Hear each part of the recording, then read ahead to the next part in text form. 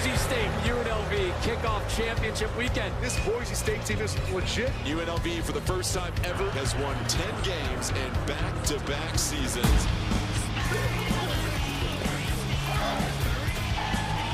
No one to beat. Touchdown, Broncos. It's off! Boise State explosion! It's on! Touchdown!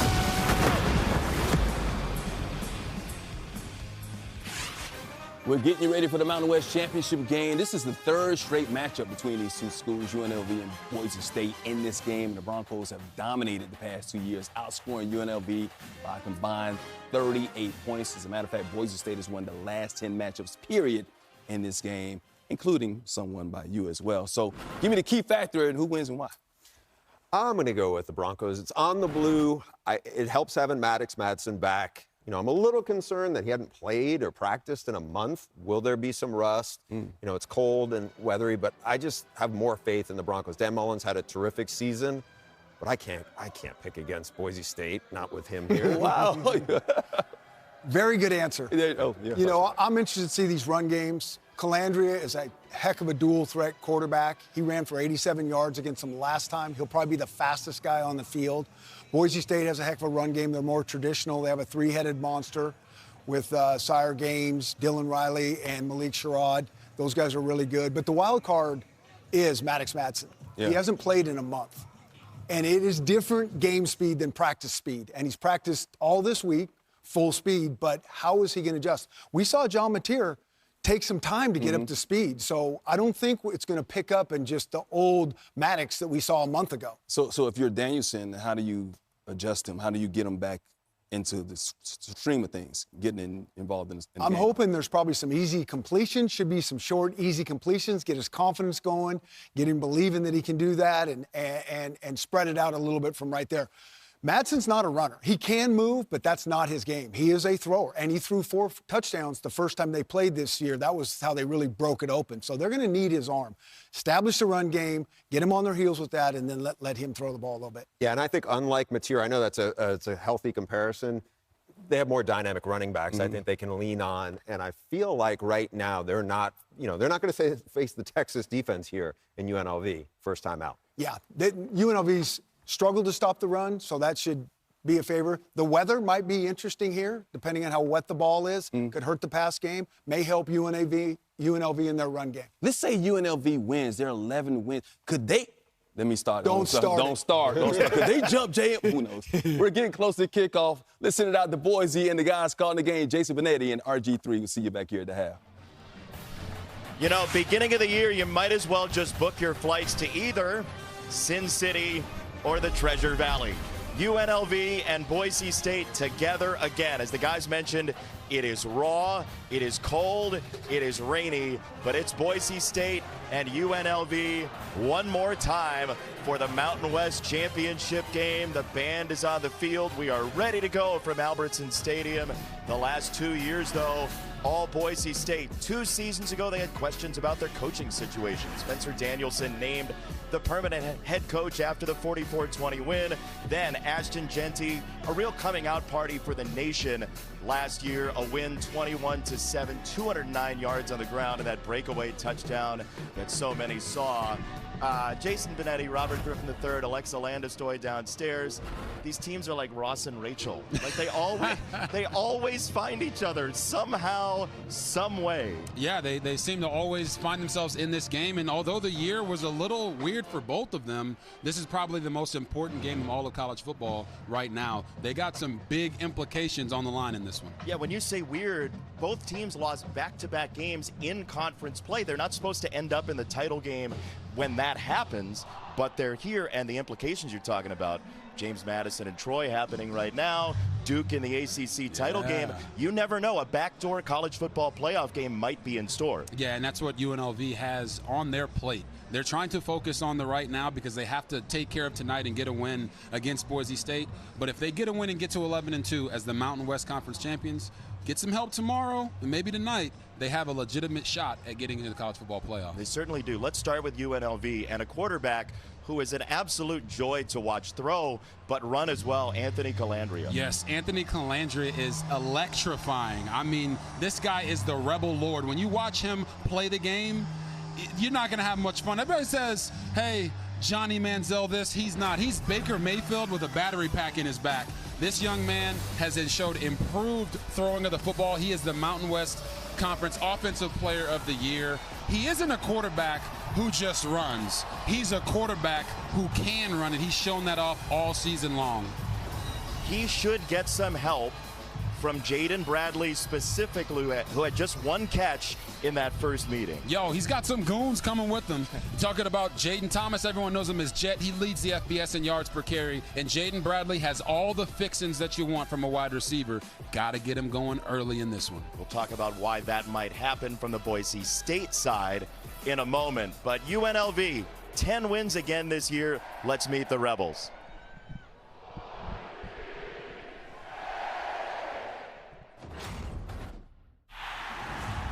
With grit and perseverance, UNLV has overcome immense odds in its return to the title game. With one of the most explosive offenses in the country. Ain't nobody gonna get him here. It's a touchdown! Lined up against a familiar foe. Lee fighting his way into the end zone. UNLV is determined to flip the script and bring a title back to Vegas. These are the UNLV Rebels. And they are making their way out of the tunnel in a stadium that they know all too well. Last year in the title game, this year a month and a half ago, trying to solve the blue turf here in Boise.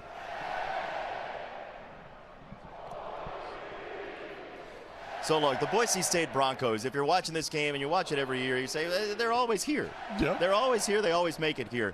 There was a moment, even last week, that it looked like they wouldn't be. But they have their quarterback back now. Oh, yes, they got Maddox Madsen back. He was out for the last month with an ankle and a foot injury. And when I tell you this man is the kryptonite for UNLV, he's undefeated against him. 3-0. Leadership is something that keeps coming up when you talk about him. It's like, well, he's not the tallest and he's not the fastest, but you know what he is? He's a football player, and he always shows up when his team needs him to. When the throw needs to be made, he makes it. If he's got to run or scramble, he gets it done. So Ashton Jeanty isn't here. So yeah. You know what? They're going to throw it 80% of the time. Of course not.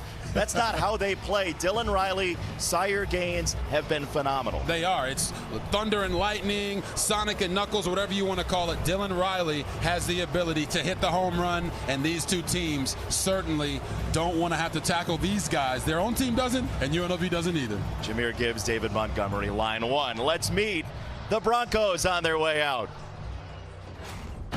The Broncos have made the Mountain West Championship game the standard. Going for their third straight title. Boise State, Mountain West champions. With a rough and tough running game. He has a seam and he bursts through. Boise State touchdown. A stingy defense that gallops around the field looking for big hits and opportunities. The Boise State defense, incredible! Touchdown!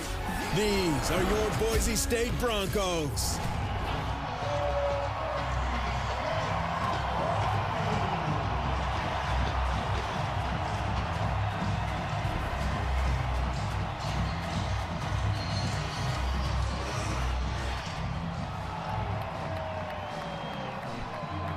They have been that hammer personified back-to-back years against UNLV. Time for our game flow presented by Progressive. Our game countdown on the way to kickoff. Boise State and UNLV.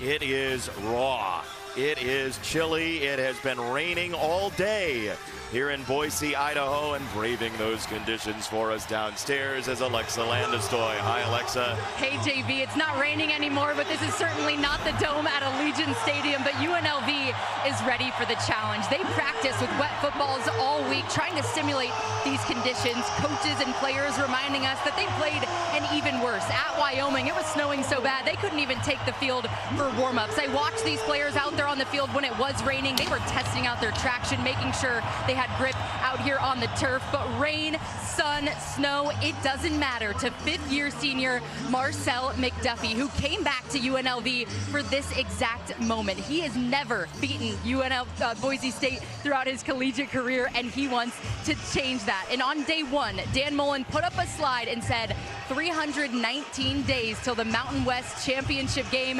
JB, this has been on their mind since day one. It has, and on their mind last night, Marcel McDuffie said to us in our meeting, at some point enough is enough. And if there was a headline for this game for UNLV, it would be that. But Spencer Danielson has done a marvelous job. Here at Boise State, there were lines of players trying to tell the administration that he was the guy after that first title game win over UNLV 2 years ago.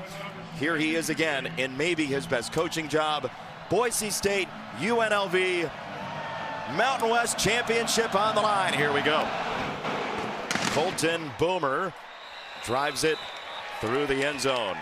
And Anthony Colandrea said to us last night, I am here for this game. I came to UNLV for a title. Yes, he wants to win a championship, but he was sold on coming to UNLV because Dan Mullen told him, I'm going to make you a great quarterback, not just a great athlete. And you can see that right there. Only one of 4 FBS QBs with 3,000 yards passing and 500 yards rushing. This guy is absolutely entertainment in a bottle. Be ready to hold on to your seats, people, because when this guy starts running, it's fun to watch. This is a team that's top 10 in yards per play in the country. UNLV can score. Boise State can play defense.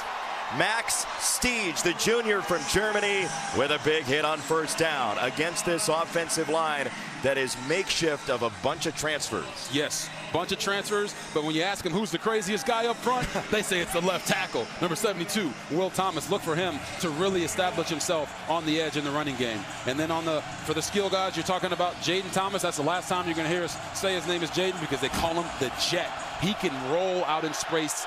They want to get him at least 2 to 3 yards down the field before he hits contact. Colandrea wants to throw. Now he'll run, chopping those steps straight up the boulevard of the defense for a first down. That's what he did in the first meeting. That's what he's done all year. Yes, you're going to watch number 53, my man Marco Notriani. He has absolutely no chance. First read's not there, boom. Don't you dare try to put a spy on me. They call him the Rebel Lord for a reason. Or I guess I just call him the Rebel Lord. Yeah, you did.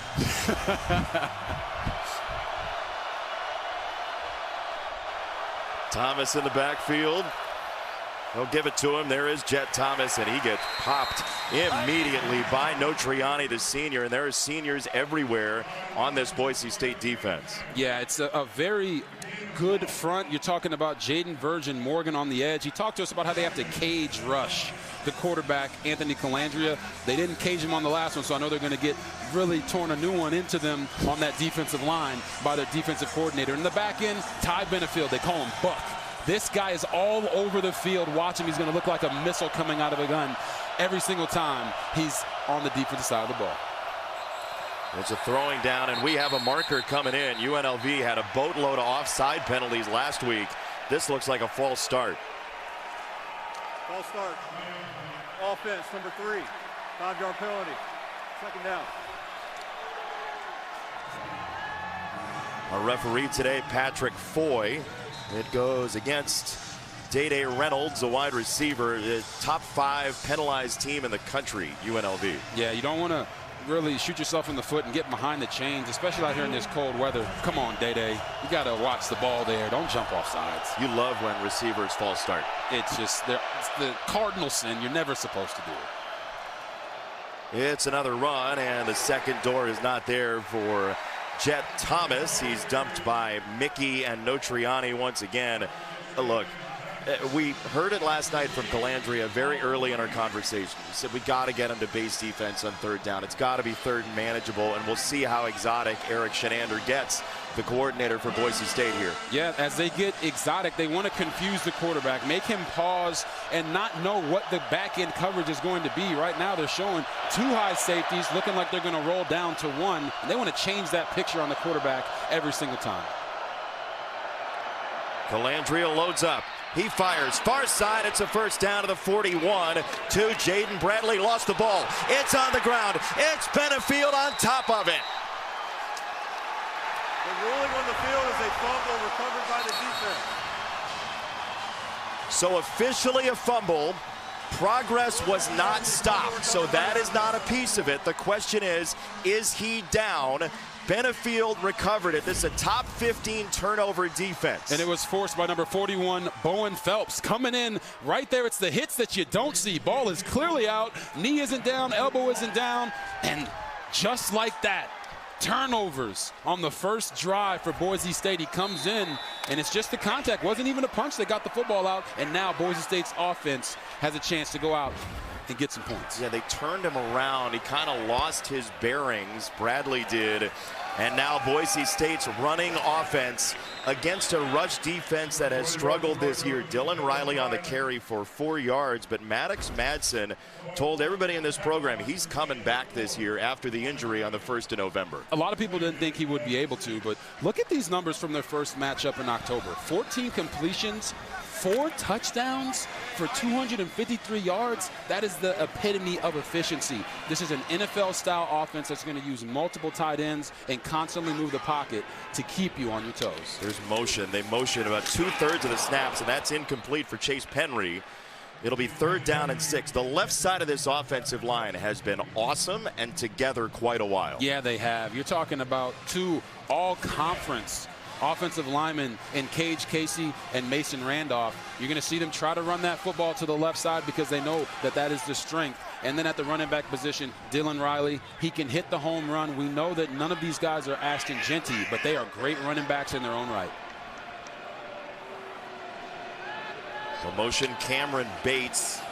And throw the opposite way. It's the tight end, Lauder, and he gets drilled immediately by the safety, Jake Pope, the transfer from Alabama by way of Georgia.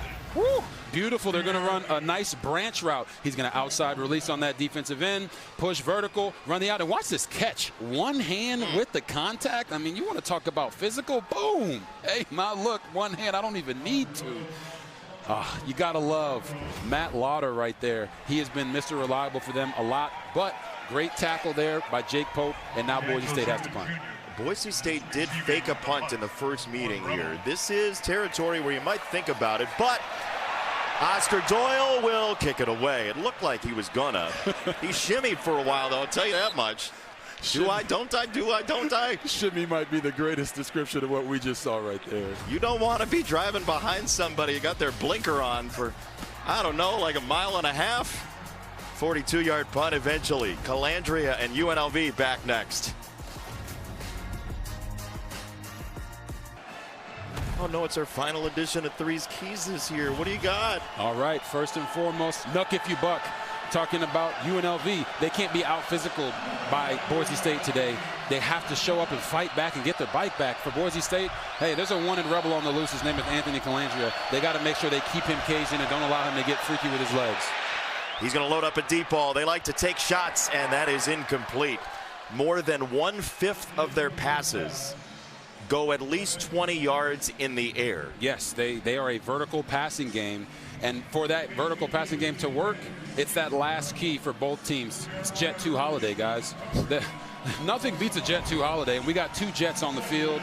UNLV's Jet Thomas and then Boise State's Dylan Riley. Whichever one of them can get going early on 1st and 2nd downs will win this game for their team. The running game is just as important as the passing game in this one. You've been watching commercials on your trips to Europe.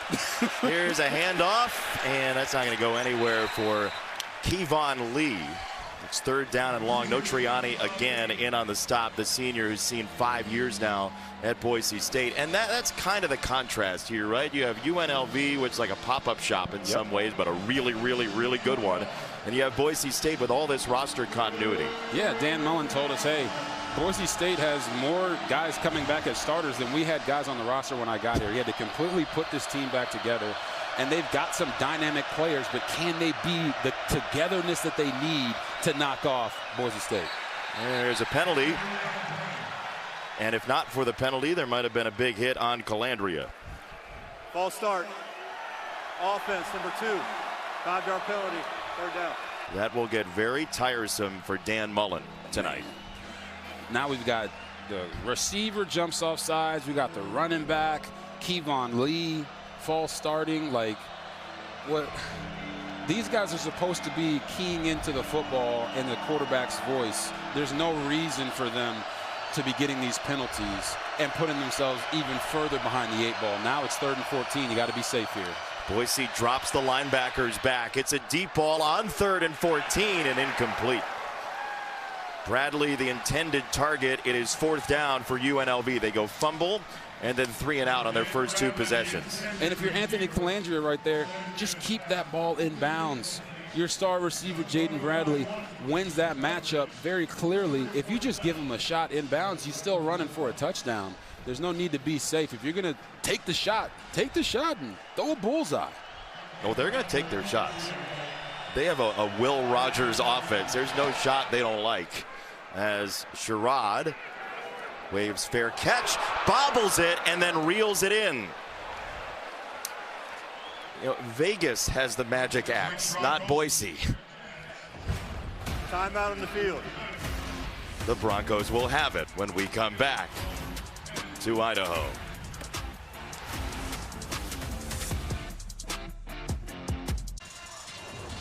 Look, yes, UNLV is a bunch of new players, but this program just has not fared well against Boise State. 12-3 Boise, 10 straight wins since Jerry Tarkanian's 4th year as basketball coach at UNLV. That's a long time ago. It's the 3rd straight meeting. They've been 2 separate games. 21-7 last year, kind of a grinder. Big shootout in Vegas 2 years ago, and it felt like we'd see points today, but the defense have owned the day so far. Yeah, the defenses are playing their tails off. When we talked to Dan Mullen about this whole series, his demeanor was like, well, that wasn't us. We weren't here when that happened. And I didn't do it. I totally understand that, but these fan bases know that this is us, and UNLV, the Rebels, they want this one better than anything. Play action for Madsen. He'll throw to the far side and get it to the 34. Latrell Caples down to the ground, his first catch, and they will spread the ball around. Yeah, and we told you, this is an under center play action team. He's going to show that ball, pull it back at his belly, and then get his momentum towards the throw. He can do it a little bit better there, but that's why you have receivers like Latrell Caples who can HBO, help a brother out. Sometimes you got to get low and go catch one for us. I thought you were going to let me say it.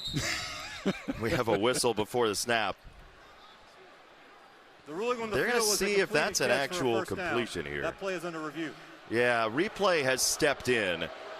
Did he have control before the ball came loose is the question.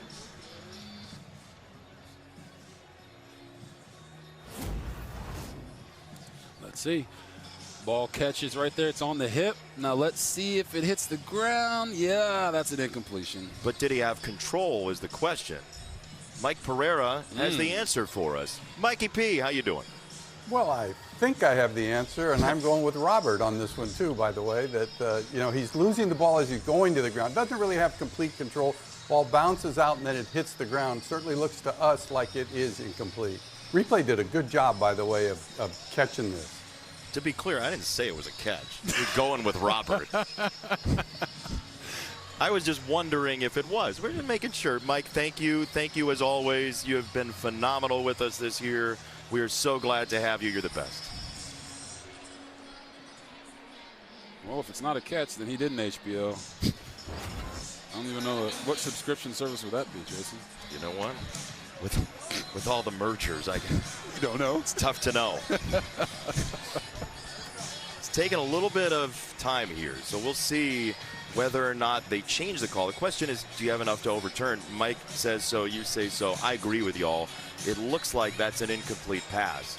But Boise State has come out and thrown the ball predominantly so far, which is a bit of a surprise. Yeah, this is a run-based offense where they want to get their backs 20 to 30 touches in 3 quarters, not 4 quarters. So a little surprised with the weather, the way that it is cold. You want to make this UNLV team feel you.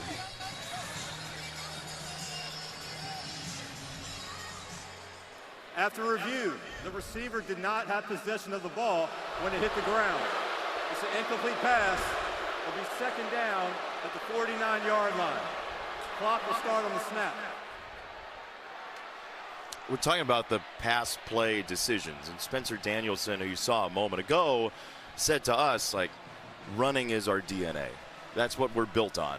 And so you would imagine this play call is like they can't go 3 and out off 3 passes. No, they can't. They got to get this thing rolling, and you got to get Maddox Madsen rolling as well. And sometimes that is handing the ball off and watching your running backs go to work. Or the screen game. Or a sack. Down goes Madsen. Lucas Conti threw him to the ground. Yeah. So they didn't do what we told them to do, and it didn't help him, right? Lucas Conti right here on the interior. Watch him with this beautiful just swim move. That boy is swimming in the blue. And he got to the quarterback quickly, and those are the hardest guys to get off of as a quarterback. Pressure immediately into your face. Look at him. He's like, yes, sir. I'll be here all night. By the way, Robert, this is one of the best third down defenses in the country. They let up under 30% on third down this year. They'll rush 3. Madsen down the middle. He's got it to Penry. First down and more. Chase Penry all the way inside the 15. It's a 45-yard gain on 3rd and 17. Oh, yeah, and you're going to watch my man right here. This is linebacker Marcel McDuffie. Watch how Maddox Madsen moves him to the right to open up this throwing lane to Chase Penry, makes that tough catch, and then after that, it's all him getting the ball all the way down near the 10-yard line.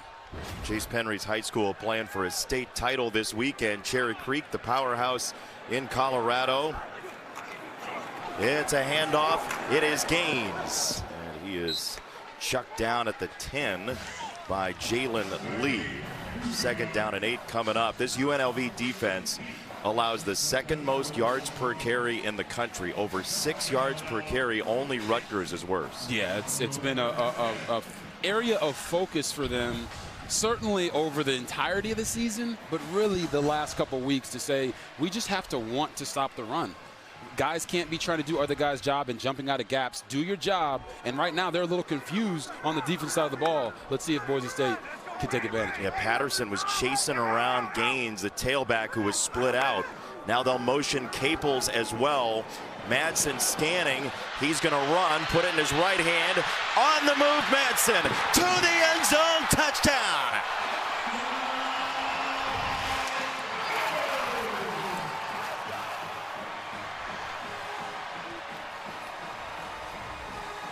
The best part of this play is the patience that Maddox Madsen had in the pocket. Watch him. He's going to drop back, survey the defense. Nothing's there. And I told you in the open, hey, if the throw needs to be made, he makes it. If it's a run, he makes it. Not the fastest, not the biggest, but he's just right for Boise State. Well, look, he spent all those days in the training room in order to be back. And Spencer Danielson said to us yesterday, when the team hears his voice, and they were very happy with Max Cutboy, very happy, but when they hear Maddox Madsen's voice, they think it's time, boys.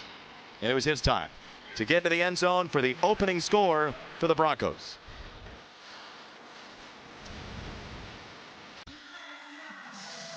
He was an over 400 hitter in his baseball career. Baseball pervades his family, but Maddox Madsen showing that catcher-like toughness for a 10-yard touchdown run and a Boise State lead. He's got the shoe off right now. He's an ankle and toe injury, but he looked okay there, huh? Yeah, he looked great. I think, you know, in these situations when you have an injury going into a game, sometimes it feels better when the shoe is off or the brace is off.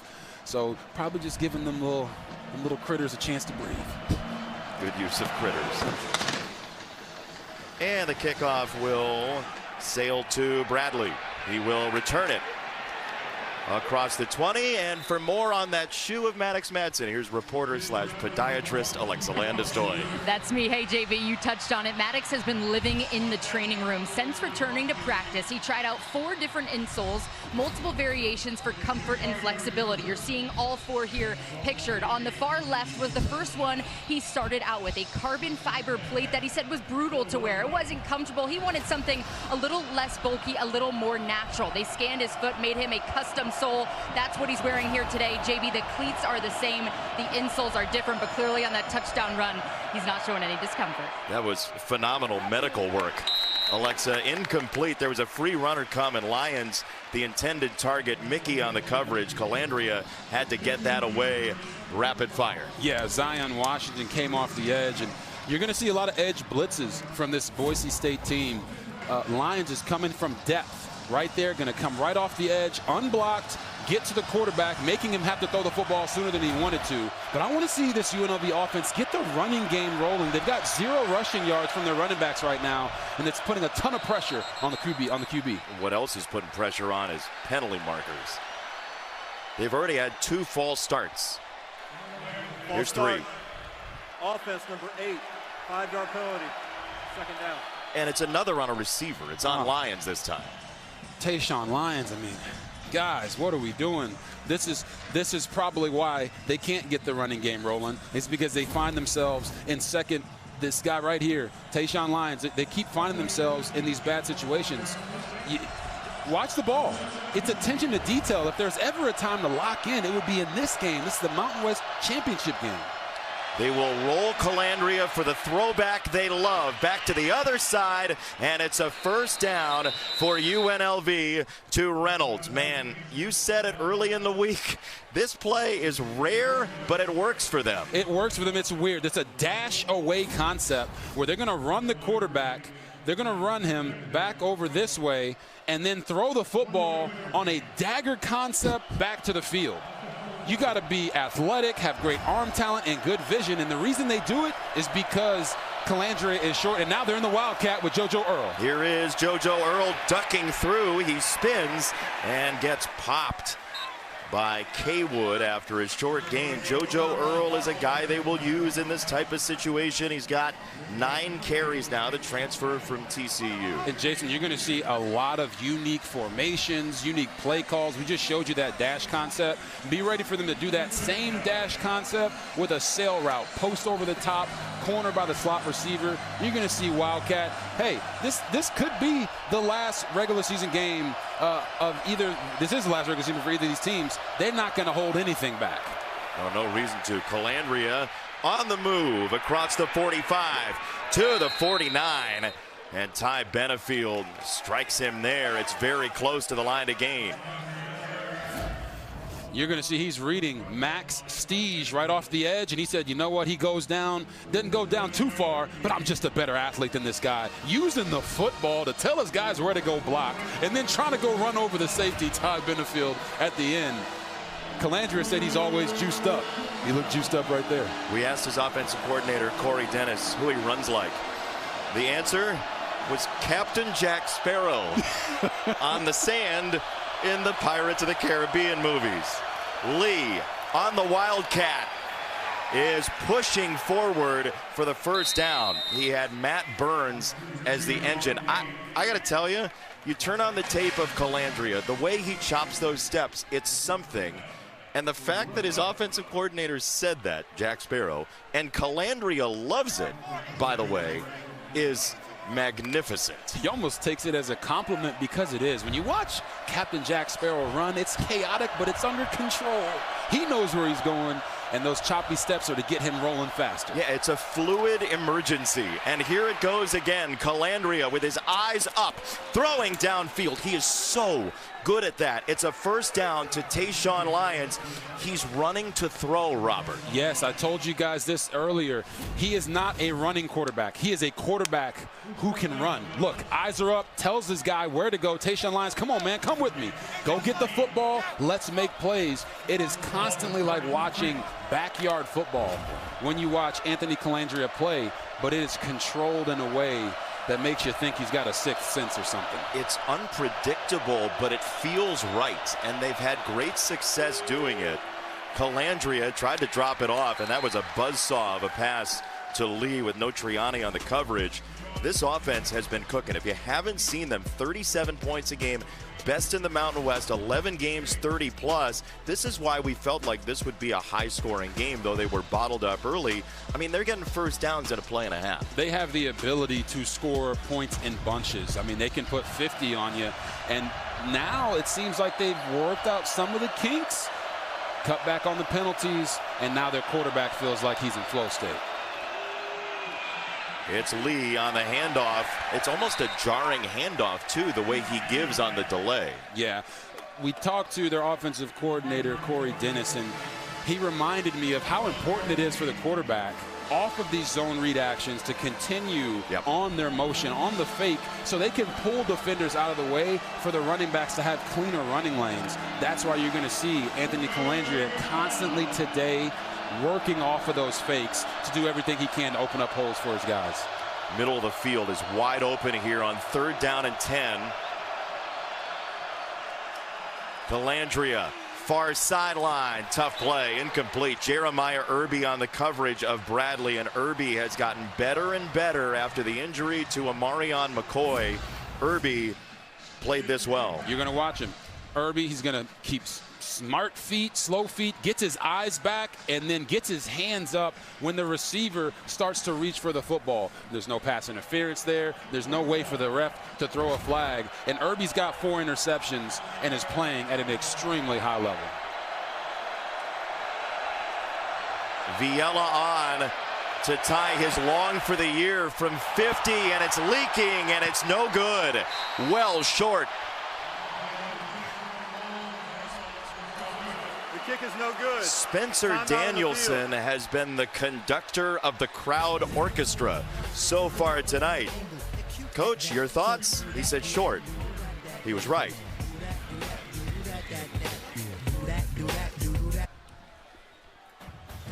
The Mountain West Championship on Fox is sponsored by Pacific Life, building confident futures for nearly 160 years. If you like volatility and big plays and SimbaCam, you came to the right place for the first meeting. Here it was mid-October, 56-31, close game at the half.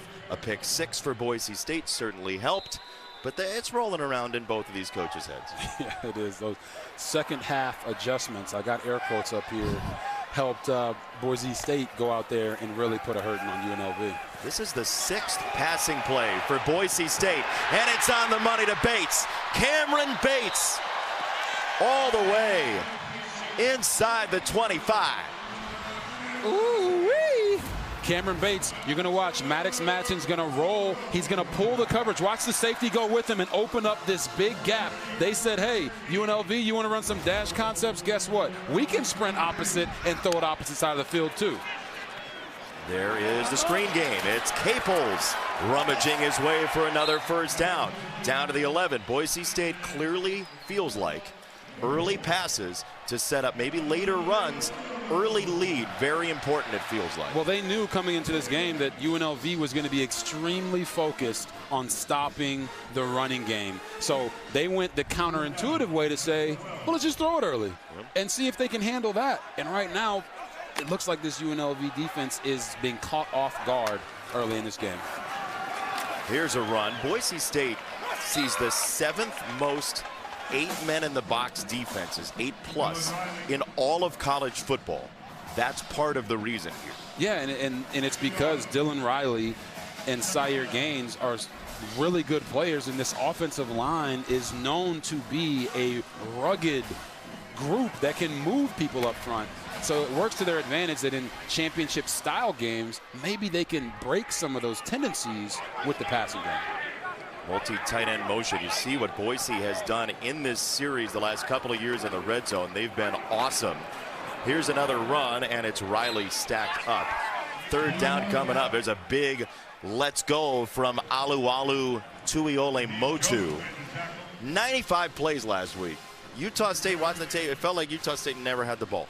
95 plays, a massive amount, the most in 6 years in college football. Yeah, 95 plays for 25 points. You want to talk about a team that's willing to grind it out? Maybe that is also a factor in this, of them trying to alleviate some of that wear and tear on their offensive line by throwing the ball early on early downs. They'll motion Bates. Madsen looks off of him. He's got Riley, who skates in for a touchdown.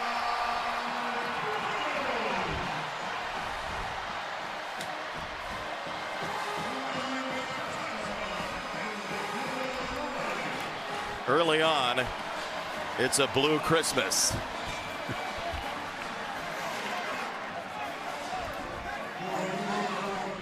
Just a really nice job there from Maddox Madsen, staying calm. You don't have to force throws. Sometimes the easiest throw is the best throw based off what you see. You think about everything Dylan Riley has gone through this past year. Scoring this touchdown in a championship game is massive for his heart. 100%, Jason. And you're going to watch this. Watch these defenders all drop back. When we talk to quarterbacks, we say, hey, if you feel the coverage, all rise. Get to your check down. Maddox Madsen gets to the check down, and Dylan Riley, no one's there to make the play on him. You talked about Dylan Riley and what he's been through this year, losing his father suddenly during the summer. To come out here and to score this and to hit his jet celebration anytime he makes a big-time play, dedicating that to his father, it means more to him to have these opportunities and these moments. He lost his dad, Willie, over the summer, and you see the hard-working behavior here. Riley's on the kickoff coverage team, loses his dad over the summer, and talking to us during the week, it was such a mature thing to say. He said, like, look, my dad never would have wanted me to sit and think about him for 24 hours. He tried to build this life for me. I better go pay that off. And like, I don't, for a 20-something to say that, you know, somebody who's a teenager turning 20, like, that is incomparable. And we talked to him, and can't you imagine that his dad is looking down on him right now and saying, yeah, I'm proud of you, son, for doing what you're doing and playing the game the way I taught you to play it. That's how he honors his father. It's a heartbreaking story, but a beautiful story of perseverance and his hope that he's going to make something out of this football career. And his team is very quickly up 14-0, and suddenly UNLV has a major issue on its hands. Calandria caged in, and he will sail it incomplete over the head of Thomas. Jaden Mickey was right there when Calandria opened the door. In the area. Second down. Mickey was right there on the ring camera. Yes, he was. And like I said, you're going to see a lot of edge pressure. How do you cage rush a quarterback who is quicker and faster than dang near every single guy that's on the field? You pressure him to force him to stay in the pocket. And they're trying to force UNLV's hand in play calling as well. They're going to have to start getting to their 7-man protections that they talked to us about to try to push the football down the field. So out of the triangle set, it'll be Caden McGee, the wide receiver, who got bottled up by his own guy. He had a receiver in front of him, Bradley, who was basically a landmine, and Benefield made the stop. So UNLV has a big third down on the other side here. That is the end of the first quarter. Boise State with a brilliant start, looking for 3 straight Mountain West championships.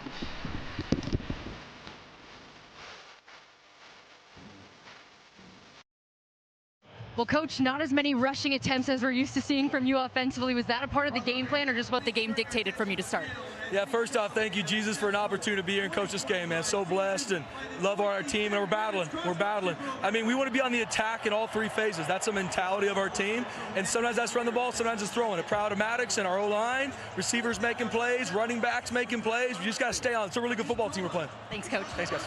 Tendency breakers so far, Boise State. 3rd down and 7. Line holds up. It's a throw, and it's going to be short. O'Meara with the catch He is 2 yards shy. Jaden Mickey in the open field tripped him up. A beautiful tackle. And it was so nice because Jaden Mickey had to run through so much trash just to get to Omire and make that play. If you're Omire, you got to get your legs up. Don't jump and dead leg it. Keep him rolling because Mickey maybe misses you. But in this situation, now you're off the field again, down 14. This is the worst possible start for UNLV. Oh, and not a good punt by Cam Brown. Yeesh. Boise State will have good field position, but it's time to go full Sir Edmund Hillary with a Bronco who has the apex on his mind. I claim this land in the name of the Snake River. 96-19. 9 championship game appearances. And a 33-yard punt sets him up. This has been the gold standard in this league. Boise State once again in the title game. Gaines on the run, crashing forward for 8 tough yards. So when you score 14 points the first quarter in the last 22 years, you ask, how'd you do if you're wearing blue? The answer is you win. Oh, my goodness. You want to talk about a team that's been dominant, right? The word on the street right now for UNLV is that they're front runners. That if you punch them in the mouth early, they'll lay down. Boise State is trying to do the same thing to them here. And this is UNLV's opportunity to show that that's not who they are. Gaines was close to the first down line. That is the plan, though, it feels like, for Boise State. We saw it with Ashton Jeanty, and even for Spencer Danielson this year, as it's 3rd and 1. He said they go back and they watch runs from the first half and runs for the second half, and they compare, and they say, hey, what we did in the first with a lack of fatigue from their defense can change in the second half. They actually watch those cutups. And now the impact of it as you see them do the double tight end move. They love this set to run the football. Gains a tailback. He'll step through. He's got the first down.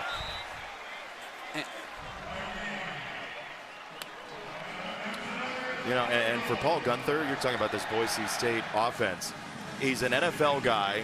His defense has gotten better as the year has gone on, but he told us, like, headline news, we got to play from ahead, and that has not happened today. They wanted to get a lead to try to force Boise State to become one-dimensional throwing the football. Instead, they don't have the lead, and Boise State is doing a great job throwing the football. So he's going to have to take more chances, bring more pressure to try to tip the scales in their direction. Madsen on the roll. He's got it for Bates. It's a Boise State first down, and this is a rhythmic offense right now. It's a gain of 14. And you're going to see Madsen's going to roll out this way. He's going to get a comeback route from the receiver, but watch the distance that he creates. Cameron Bates, hey, beat him deep last time, so now the DB is playing 5 to 7 yards deeper, which opens up all of the routes underneath. Caples here, the screen game that they have used a couple of times. They don't screen it a bunch, but they do have a wide array, a whole flip book of screen calls. They are, and to your point of the conversation we were having before, they are breaking all types of tendencies right now. Yeah, and if you're a defense and you come in there saying, man, we got to play with the lead because we want them to throw, and then they come out and throw the football on you effectively to build the lead, that is a total mind game that this UNLV Rebels defense is going through right now. Pop it to Brown, the freshman, and Brown is out of bounds. He's the freshman from Argyle, Texas, a track star growing up. When he gets 5, it'll be 3rd down and short, which usually is fish in a barrel for the Broncos. 3rd and 1, your whole playbook is open. We're right here on fringe area. This is the area where they might run a unique screen. They might pop a throw to a tight end down the seam because they know, hey, we have 2 downs really to get 1 here. They're going to move the tight ends again, do a little fake. Back is closer. Let's see if they run a play action here. Little hesitation on the motion by Caples, and that is a sneak that goes for 4.5. Hey, that's a different type of play action right there. It is. Instead of turning around and giving it to the back, they're just going to quarterback sneak it with their quarterback. And watch the movement from the line. Snap it to them, boom. They're moving guys back. We call them people movers. When you move a man against his will, there's no better feeling. Now, I never played offensive line, but you know, I moved some people in my day. Have you, Jason? Every day. First down.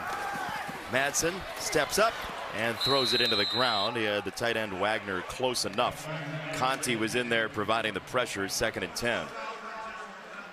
Sometimes as a quarterback, you got to make the smart play. Right there, Maddox Madsen didn't want to turn a negative play into a double negative play. Just dirts it, gets a 2nd down and 10.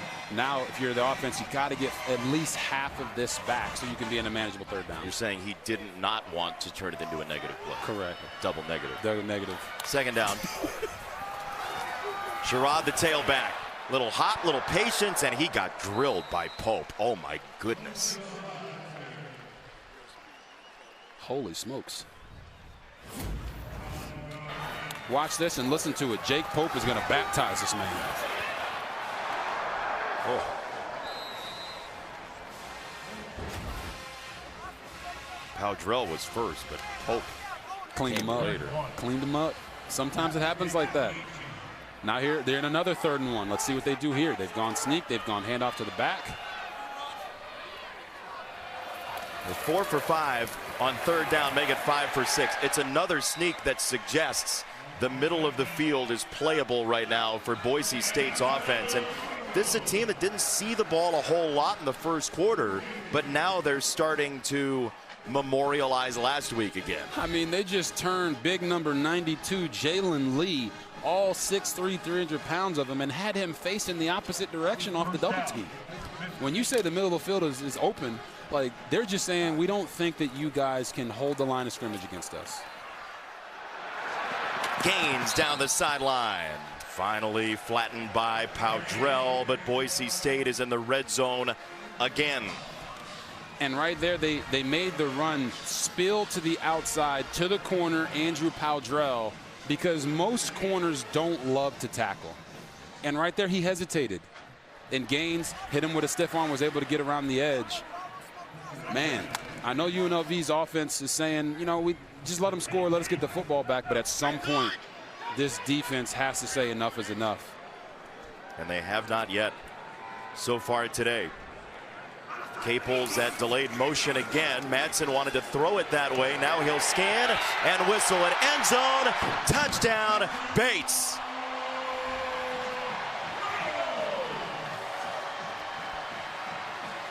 "12 plays to a score for the Broncos." Yes, you're going to see my man right here, number 85, Matt Lauder, and then Cameron Bates is going to come around the edge, and they're going to one-on-one the linebacker.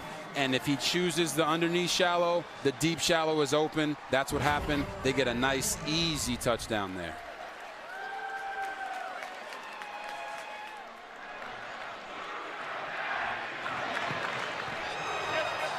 Boise State does not look like the team that lost a couple in a row in conference play. They played Notre Dame pretty tough. They felt like they had a chance there after a blowout in their opener. Boise State playing to its potential tonight.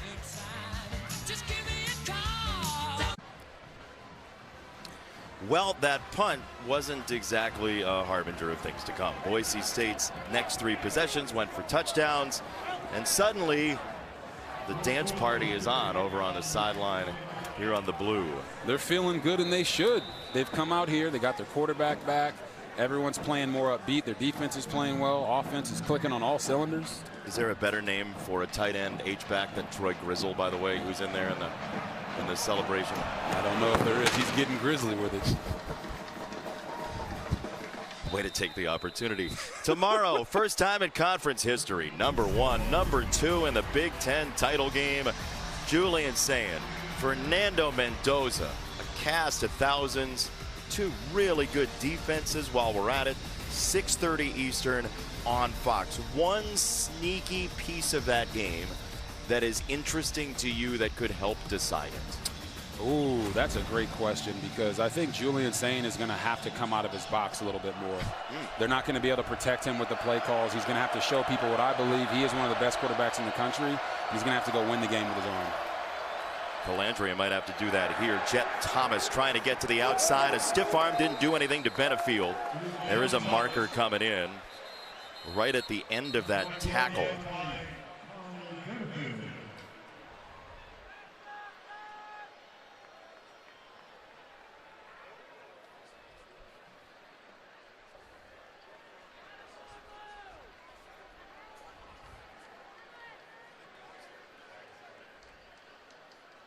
during the run, holding on the offense number 4.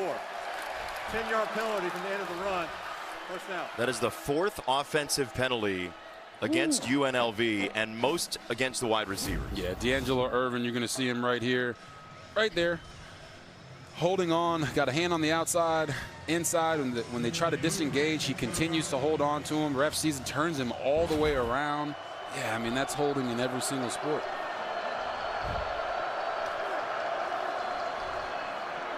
Calandria down the middle, incomplete. Got to bring that in. Reynolds could not hang on. I say that just because you're in a 3-alarm fire in the first place. You're down 3 scores. Yeah, and this man right here For an injured player on the defense. is Sherrod Smith. He's replacing Amarion McCoy. He goes in there, plays through the completion. Sometimes when receivers catch the ball, the DB stops. He plays through it, knocks the ball out, and the coaches have been really impressed with how he's played the last couple weeks. The injured party is a very important part of that defensive line. Braxton Feely. We'll check on him after this. Welcome back to the Mountain West Championship game. I am pleased to be joined by Commissioner Gloria Nevarez. Commissioner, thank you so much for being with us. Thank you. All right, well, your conference is in the conversation yet again for the college football playoff. The champion from tonight still needing a few things to happen this weekend, but how exciting is it for the Mountain West to be in that college football conversation? Just how successful the CFP has been, and the fact that all of our conference championships are so relevant and meaningful, and this is the best pathway to the CFP. UTEP and Northern Illinois will join the conference in 2026-27. What will they help bring to the identity of this conference? We are really excited to expand into the state of Texas and that Chicago, Illinois market, and I just think there's such a good fit there, and they're really dedicated to be coming in and being competitive. Commissioner, thank you so much for joining us. Thank you. And JB, it's starting to drizzle down here on the field. Back to you. Yeah, that doesn't help UNLV, certainly, and the Mountain West has some very proud schools. It's been great football. We love the late night Mountain West. These have been tremendous battles between UNLV and Boise State, and boy, the Broncos are huffing and puffing right now on a 3rd down and 17 in the rain here in Idaho. Calandria drops it off. It's Burns, the tight end, and he is swarmed under by Notriani, who's seen so much football for Boise State. Marco Notriani making an open field tackle on a check down. They're hoping that, hey, we'll get a nice catch and run off of this. Nope, not with Notriani around. Does a nice job wrapping up and getting him down to the ground so he can't get any extra yards. The injured player for UNLV down at the 12. It is Malik McGowan, the left guard, the transfer from North Carolina. Coming up, it's the Liberty Mutual halftime. 1 against 2 for the Big Ten Championship. Will Indiana keep pace with Ohio State in their defense? Tulane battling North Texas for a playoff berth. And should BYU get into the playoff with a close loss tomorrow? Everybody's talking about the Canes and the Irish. How about BYU, Jason and Robert? Talk to you at the half. They're a really good football team. They're deserving to be in the college football playoff. Oh, yeah. Don't get me started on BYU. No, you're I deleted social media off my phone. Sherrod back to receive the punt from the 32. And he weaves his way all the way to the 44. I love your sense of humor. Maddox Madsen, so far, 2 touchdowns, 3 incompletions. Yes, I was going to say, it's just an incredible stat. Using his eyes to move coverage, not afraid to throw into tight windows. And then guess what? Hey, my foot and ankle is hurting, but it ain't hurting too much for me to find this end zone. He is using everything he has, putting his body on the line for his team. And then guess what? Football rewards you. When you make the right play and the right throws, you score touchdowns. This one right here, they put the defense in a bind. He is making the right decision every single time so far. You can tell he's excited to be back out there. Madsen right down the middle. That is incomplete. There was early contact and a marker against Powdrell.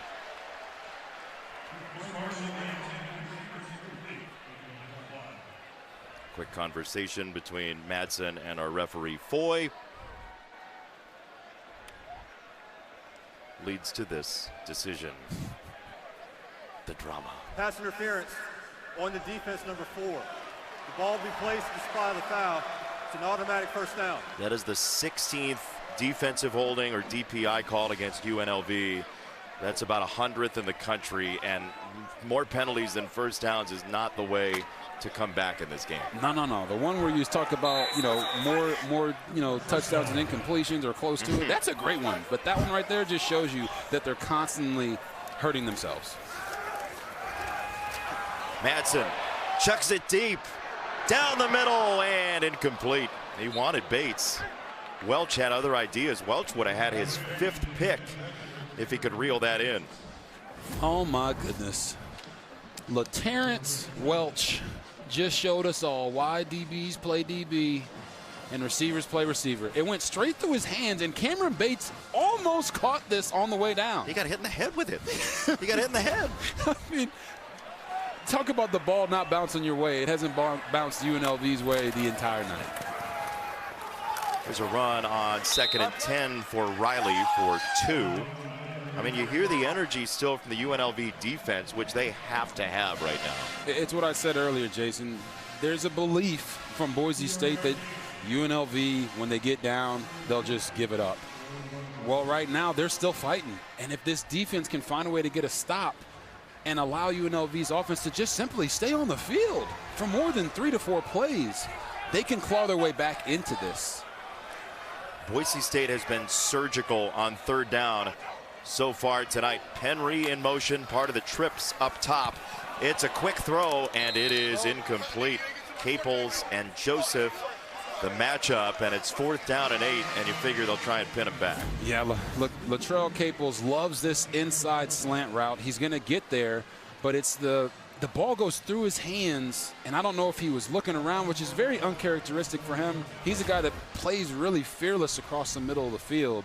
But you always got to look that bad boy in first before you go to make your move, and it looked like he was trying to do something before he had it. Boise State playing from ahead here has the opportunity to just go ahead and punt. Doyle for Irvin. And it had enough hang time to be caught at the 5-yard line. That is Josiah Alanis, who pulled it in on a 38-yard punt. And now a quick message from Walmart. Walmart's top brand gift surprised every last who. Walmart has Tony's? And Nespresso? Even Apple? Who knew? Ooh la la.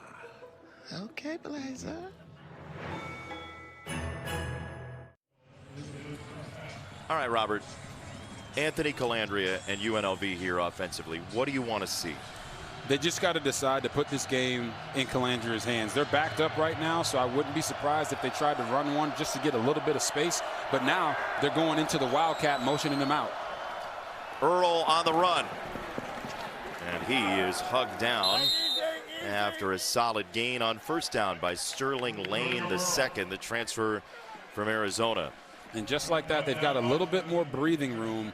So now you're sitting here 2nd and short. I wouldn't be upset if they went for another run here just to get a fresh set of downs. And then they have to just unleash Colandrea, get him outside the pocket, protect the edges by putting the tight end off the ball so they can control any outside blitzes. You see the rain here. Lee on the run. He does have the 1st down and then some, all the way across the 30 where he's stopped by Benefield. But that is the breathing room you need. Yeah, Kevon Lee, you're going to see him just bounce this ball to the outside. Boom, gets inside, avoids it, follows his blockers, stays strong, runs through the arm tackles. He's a big fella who doesn't do a ton of cutting, but when he gets a full steam of motion, no one really wants to go low and tackle this guy. Seen big-time football, Penn State, Mississippi State for a couple of years each. Both those receivers have to get set. They do, Lyons and Earl. And a 1st down throw for Colandrea. It's a crosser and it's wide open for Lyons and a 1st down. And you talk about them bringing pressures. I want you guys to watch Kevon Lee pick up this pressure on the linebacker. Boom!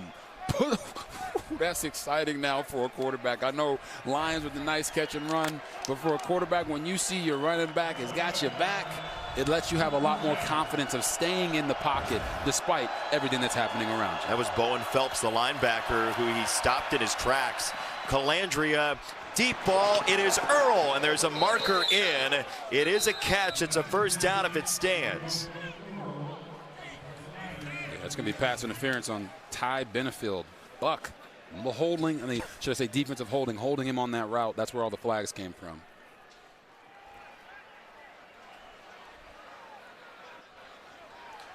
You got a couple flags on the field. Let's see if they're for the same foul.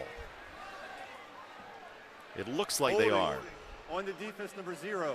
That penalty is declined. The result of the play is a first down. Exactly as you said, Benefield.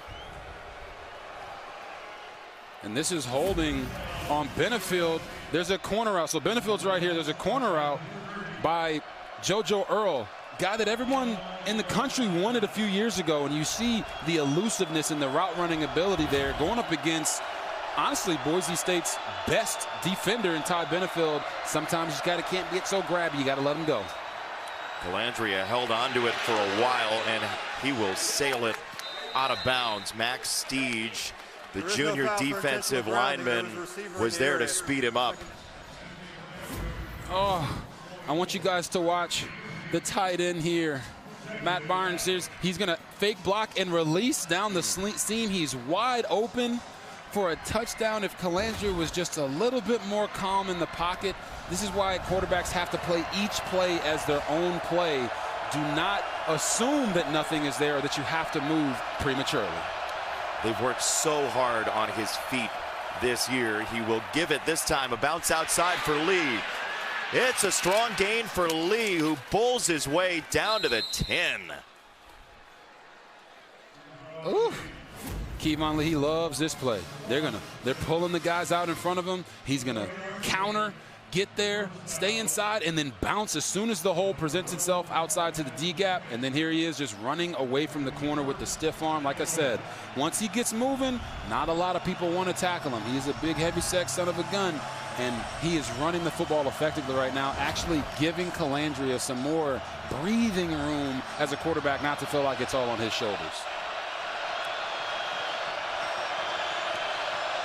To the 11. Calandria this time.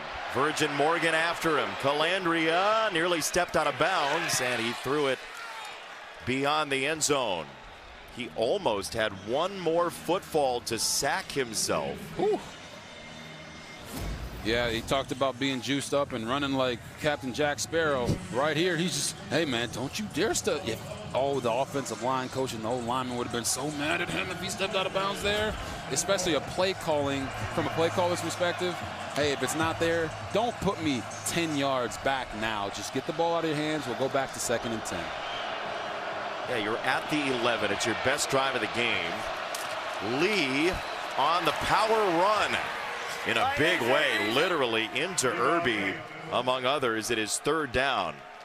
He's a tank, man. Yeah, and they hide this so well, where they shift the quarterback and the running back over to get into Wildcat with the quarterback still in the backfield. They've done this periodically throughout the year, and now they're sitting here at 3rd and 4. They've shown you that they're going to go Wildcat. They're going to run Calandria. They're going to run their passing concepts. This is an area usually when they do try to sneak the tight ends into the end zone with some passes. Let's see if they do that here. You also have the height of Omire at 6'4" as part of that trips. And we're going to get a timeout. UNLV at 3:14 in this first half. Boise State gets the ball out of halftime. This is an imperative drive for UNLV right now. Yeah, we call it controlling the middle 8. With Boise coming out of halftime with the ball with a chance to go up by 4 scores, if you're UNLV, 3 is not going to do it for you here. You got to score a touchdown. That means you're in 4-down territory. That opens up the playbook a little bit more for offensive coordinator Corey Dennis. You could see a run to get them into maybe a 4th and manageable or to score a touchdown, but it's 7 points or else. You don't want to get down even more against this offense of Boise State that seems to be really clicking with Maddox Madsen back out there. To your point about the play calling for Corey Dennis, you do have a checkpoint at the 1-yard line. There's a first down available. He's a disciple of our own Urban Meyer. He was an intern for Urban Meyer a decade ago at Ohio State and has been around some really good quarterbacks. Great circle through the rain there, by the way. You're like Barry Manilow. You made it through the rain. Can we stand the rain? We'll see. Third and 4. They had that trips down at the bottom of the screen. Yeah. What do you like here? Normally when they do the trips down to the bottom of the screen, they're going to run all those receivers back across the formation or run a power concept to the field, giving their running backs who really operate well in space an opportunity to have more room to make plays.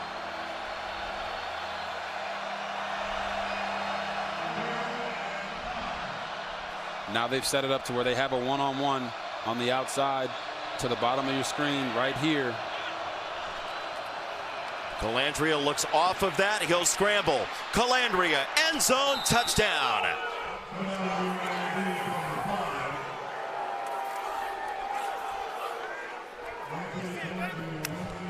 Captain Jack will get you 6 tonight. Hey man, sometimes you just gotta get it done by yourself. But what I love about watching Anthony Calandria play is he's not making those decisions pre-snap. He's playing the game and allowing his keys to let him know when it's time to go. And we'll show you that right here after the extra point. What a response. It's a 95-yard drive in less than 4 minutes. They were totally backed up. Couple of runs, got him some breathing room, and now suddenly it's a game again. Rebels are on scoreboard. Yeah, and you're going to see Calandria, his eyes are going to go over here to this matchup with his receiver one-on-one first, and then he's going to say, okay, Omire's not open. Now let me go make a play happen when the rest of the defense isn't prepared for me to attack. He's not just saying, I'm just going to do it myself. He's saying, all right, here's my read. I come back, secondary's not there. Number 43 Boom, for UNLV let's go. is number 89. For more on St. Pete's finest, Anthony Calandria, here's Alexa. Yeah, he walked into our meeting yesterday and said, guys, I'm juiced up. He said he's always had that energetic type of personality since he was young. If we spent a day with his mom, Cameron, he said we would see so many similarities. His parents came to the game earlier this year against Boise State, but UNLV lost. So he said this time they're watching from the Bahamas, JB. A little different weather than here in Boise. Yeah, when your son says, hey, you know what? Maybe bad luck. Don't come to the game. You just book a vacation without him, I guess. Hey, early in the game, they were saying, what do you mean it's better without us? 21-0. He's like, don't worry. Don't panic. 21-7. We talked about how important that drive was for them, and they got 7. Now it's up to their defense to ensure that Boise cannot go in and score before the half and score coming back out of it. Yeah, they've got to have a stop here. This kickoff ends up with Sherrod. And he's down at the 22. Okay, so Boise State has thrown the ball quite a bit. Our game summary sponsored by Pacific Life, building confident futures for nearly 160 years. It was all Boise State early in the game. Calandria 7 for 17. The penalties hurt UNLV, but again, 9 completions, a $142. Big plays for Boise State in the pass game. Yeah, and Maddox Madsen, you couldn't have thought of a better, first 30 minutes of this game for him after missing the last month. Gaines on the run gets 5. Boise State has 3 timeouts to play with and the 2-minute timeout as well. So the full complement of plays here. Full complement of plays. You're talking about strategy-wise. They don't need to be in a rush. Right, they just came off of a drive where they didn't have much success. So, hey, let's come back. Let's reestablish the running game. Let's try to maybe hit some play-action passes. We're sitting here now, 2nd and 5. This is exactly where we want to be.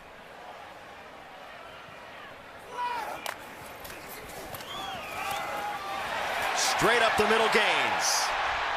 Oh, he broke another tackle. And he got rid of McDuffie. Gaines just rugged. 35 yards of grit.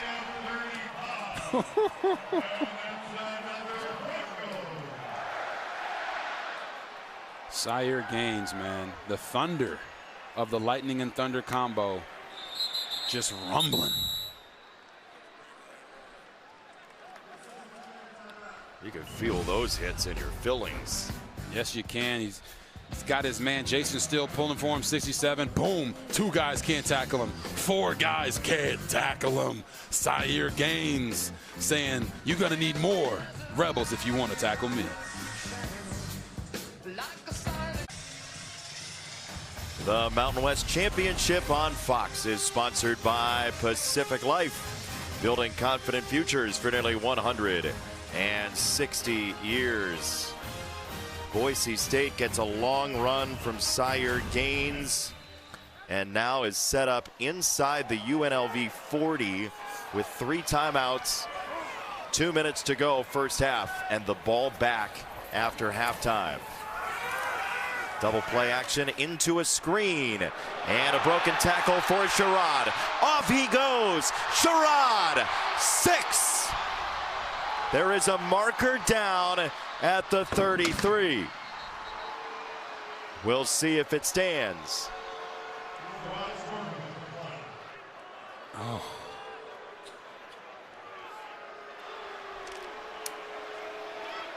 They're not saying blue, by the way. There is no foul for offensive pass interference. The pass is caught behind the line of scrimmage. The touchdown. It stands. What a play. We talked about this earlier, Jason. They're not a heavy screen team, but when they run the screens, they've got some unique ways of getting to them.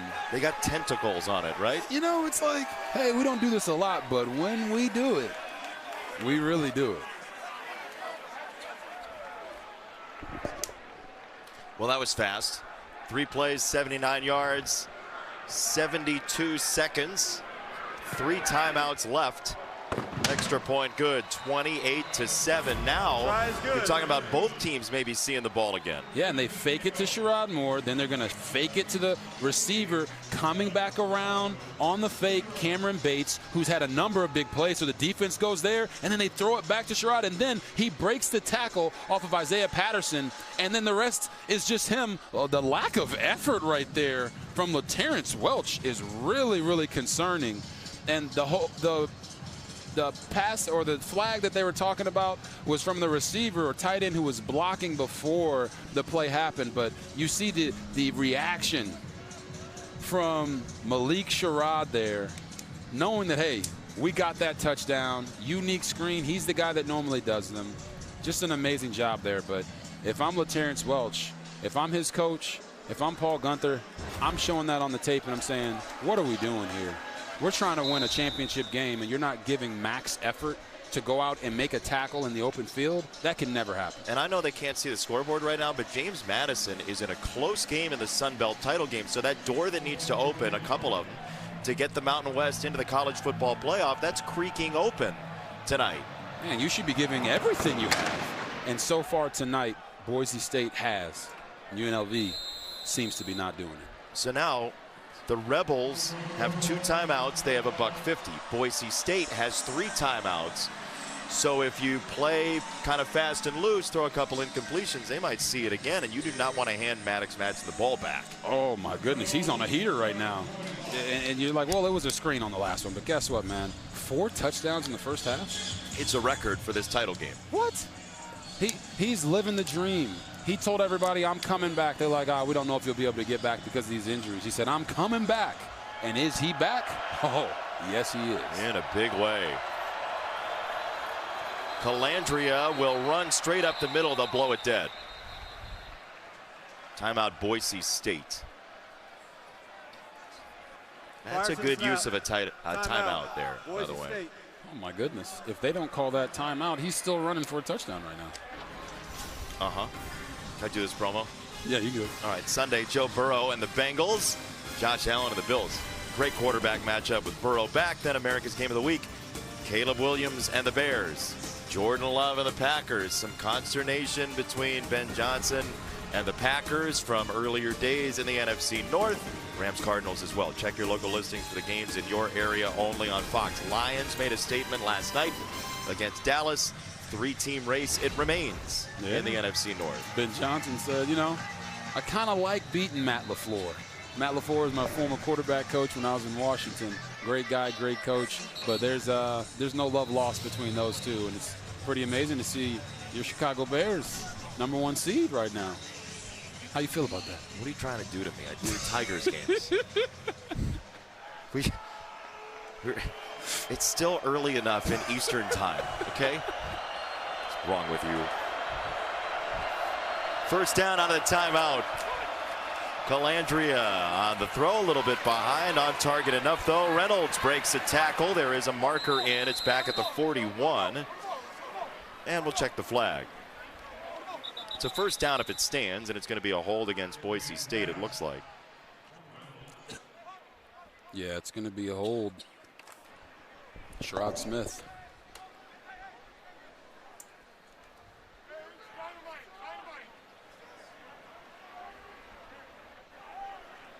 Is he going to tell us? Yeah. Holding. Okay. On the defense, number 23. That penalty is declined. Results of the play is a first down for UNLV.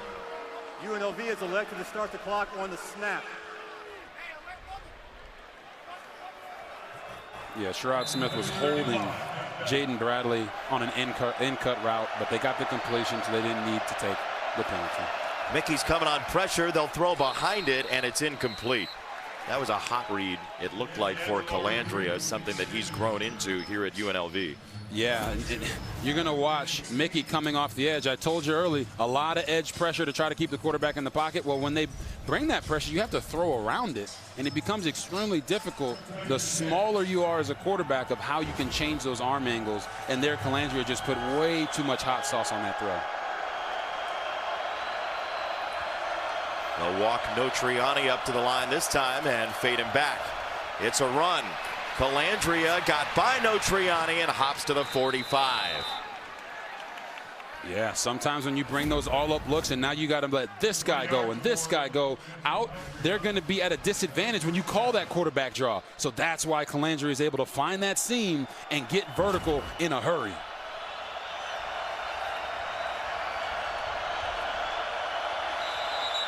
This is disorganized and a timeout UNLV. Timeout. UNLV, their second. 30 seconds. So 28-7, Boise State with the lead. You were talking about spies to Eric Shenander, the defensive coordinator for Boise State. And you both agreed that fast quarterbacks love spies. Yep. Why? We love spies because we always know where we're going. So when you take a guy out of coverage and make him have to spy the quarterback in case he runs, we get more one-on-ones, we get bigger passing windows. And when that spy thinks, oh, I'm just going to go tackle him when he breaks it. Well, we're a quarterback with speed for a reason.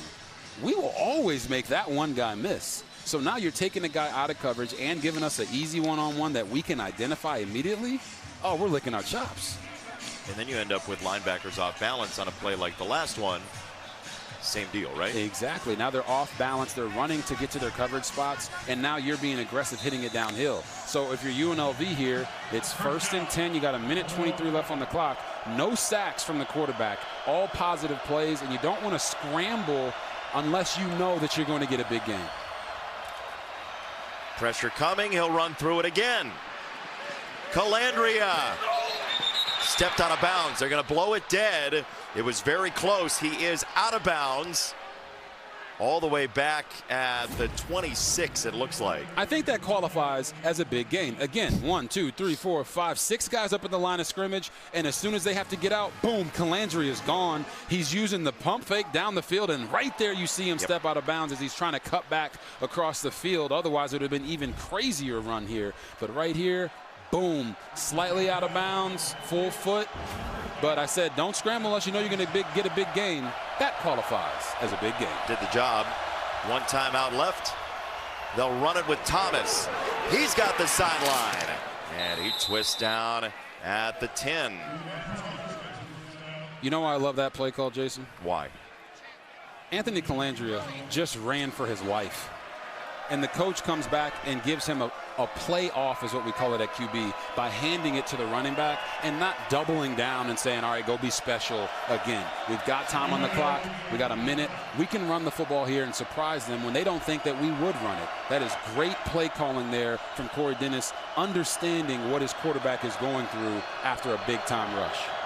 Day Reynolds just left, hopping off the wide receiver. They'll throw far side, and touchdown, Omire. What a catch. Oh, my goodness. Just watch how saucy this catch is. Outside release, back shoulder. You always run the back shoulder as if you're running the fade down the field to not give it away.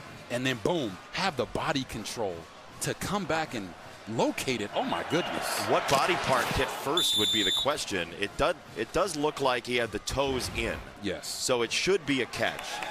But if for some reason the elbow was down first, that would not be complete. And that's why we have all these slow-mo cameras as they're going to review this one to see if it actually was a touchdown. So you see the ball coming in. Let's see when he gets control. Control, 1 foot down. That's a touchdown, people. Yeah, toe was down, and he held on through the catch. Mike Pereira is with us. Mike, can you confirm this? Yeah, I could. Sure. I think what you look at what first hit, and it was the elbow that hit, and it hit inbounds, and he maintained control of the ball. I think it's a heck of a ruling. Tough play for the official, but I like it as touchdown. We're with you, Mike. Thank you. He said I could. I could. We hear you, Mike P, man. He's the best. Love the videos every week, by the way. Appreciate you, brother.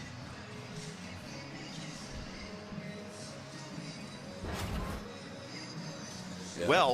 Well, what looked like it might turn into blowout theater has become a resilient UNLV team, and this is very similar to the Air Force game that we were talking about with us yesterday, where it was just make it, take it, 51-48. After review, the ruling on the field of touchdown has been upheld. Please put 49 seconds on the clock. 49. Omire, the transfer from Arizona State.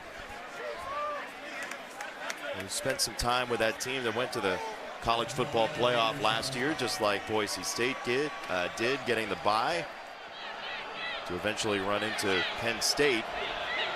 Extra point is good. And now here's the dangerous part for UNLV, or should I say more so for Boise State. UNLV's offense is starting to feel himself a little bit.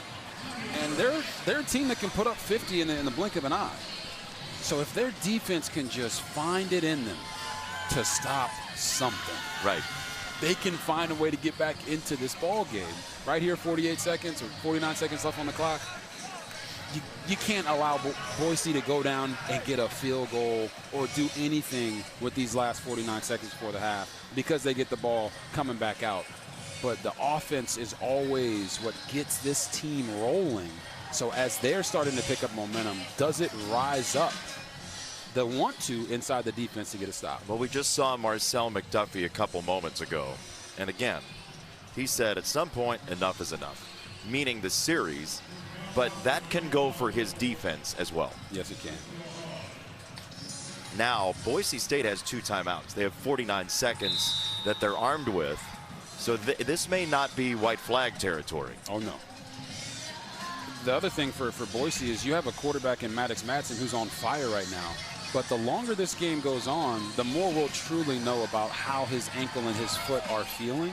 And if it fatigues at some point late in the game, you don't want to give up points and give up your lead to this UNLV Rebels team. Sherrod just expended 6 seconds and got 2 yards shy of where they would have had it. They opened 3-2. Big loss, surprising loss to USF. They felt like they weren't ready for that game as much as they should have been in a couple regards. They win the next 3. They lose 2 in a row, but they get the big win in Logan, Utah to make sure they're part of the computer ranking scenario. And because of their win in October against UNLV, when it got down to these 2 teams, the tiebreak for the 2-team breaker was head-to-head, and that's why we're here in lovely Idaho. It's a handoff. It is Riley, and he is shoved out of bounds by LaTerrence Welch. 2 timeouts Clock stops 38 seconds to go. Not shocked by that play call. You said, well, you got 49 seconds. Why would you run the ball? It's called a heat check. You check it to see, all right, are we going to get 20 yards on this game, and now we can be operating more around midfield, or is this team going to knuckle up and be able to stop us in the running game? So here, I would expect them to run another conservative type play here on 2nd and 7 to see, all right, how many yards can we get without being too dangerous with the ball? There it is. It is Riley. He's got a first down. So now you move the sticks. The clock will stop. As they do so, first down, 34 seconds. Now you might feel a little bit more confident to try to air it out, but in this set, in this formation, it's again another run-heavy set for them. UNLV wasn't ready. There was a defensive lineman running on the snap, and that's incomplete. Dropped by Lauder. Ooh. Somebody just said targeting. Yeah, Maddox missed one there. He came down the check down to Matt Lauder, but he had his guy, Chase Penry, open down the middle of the field, similar to the throw we saw in the first quarter that he took for a large gain. I know he wants that one back.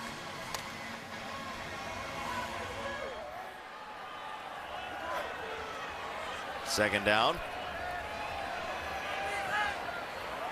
Capel's the motion man. Madsen down the middle. He's got Lauder. They have 2 timeouts. We'll see if they use one. Yeah, I mean, they should have right there. They're not going to. It looks like they're going to be okay with going into the half. Spencer Danielson just reading lips. He said twice, we're good. They have heard it from the fans at points this year. Yeah. On this blue turf. And this is sort of a stunned crowd, especially considering what Spencer Danielson said to Alexa after the first quarter. We want to be on the attack at all times. Correct, and you have 2 timeouts there. You have enough time. You can push the ball down the field a little bit more. Maybe they look at the elements and they say, you know what, getting into field goal range and kicking in these conditions maybe isn't conducive, but I would have loved to see them utilize the full gambit of their timeouts before just giving up and going in half. Alexa's downstairs with UNLV head coach Dan Mullen. Coach, your offense gained some momentum from those last 2 drives. How can they carry that into the second half? Well, we got to keep making the plays. You know, in that first half, we had a couple drop passes, some penalties early on that were, you know, just want consistency from the officials. It seemed very lopsided with the penalties in the first half. But what we got to do is come out, though, and execute. We can't make those mistakes. When we do, we're moving the ball and we got to score. And that's got to be what we got to do. We got to make some stops and score in the second half. Thanks, Coach. Thank you. Dan Mullen displeased in a couple regards. His team trying to be resilient here. To the studio, Mike Hill, Chris Peterson, Bruce Feldman.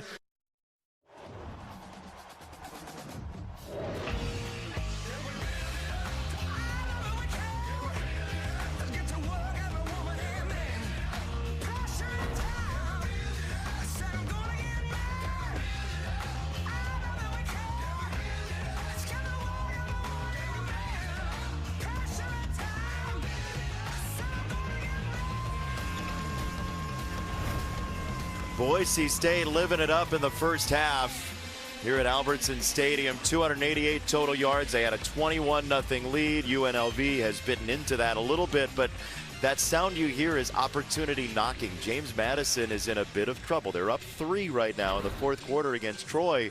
But Robert, with a James Madison loss and a Duke win tomorrow in the ACC championship game, the Mountain West, depending on who wins here, could have a chance to get into the college football playoff. They could, and I'm more than sure they're checking their phones in the locker room during the halftime part of it. But this game has been all about the quarterbacks. You're talking about Maddox Madsen showing off the legs. Hey, he's got a foot and ankle injury that's held him out for a month. Didn't look like it on this run.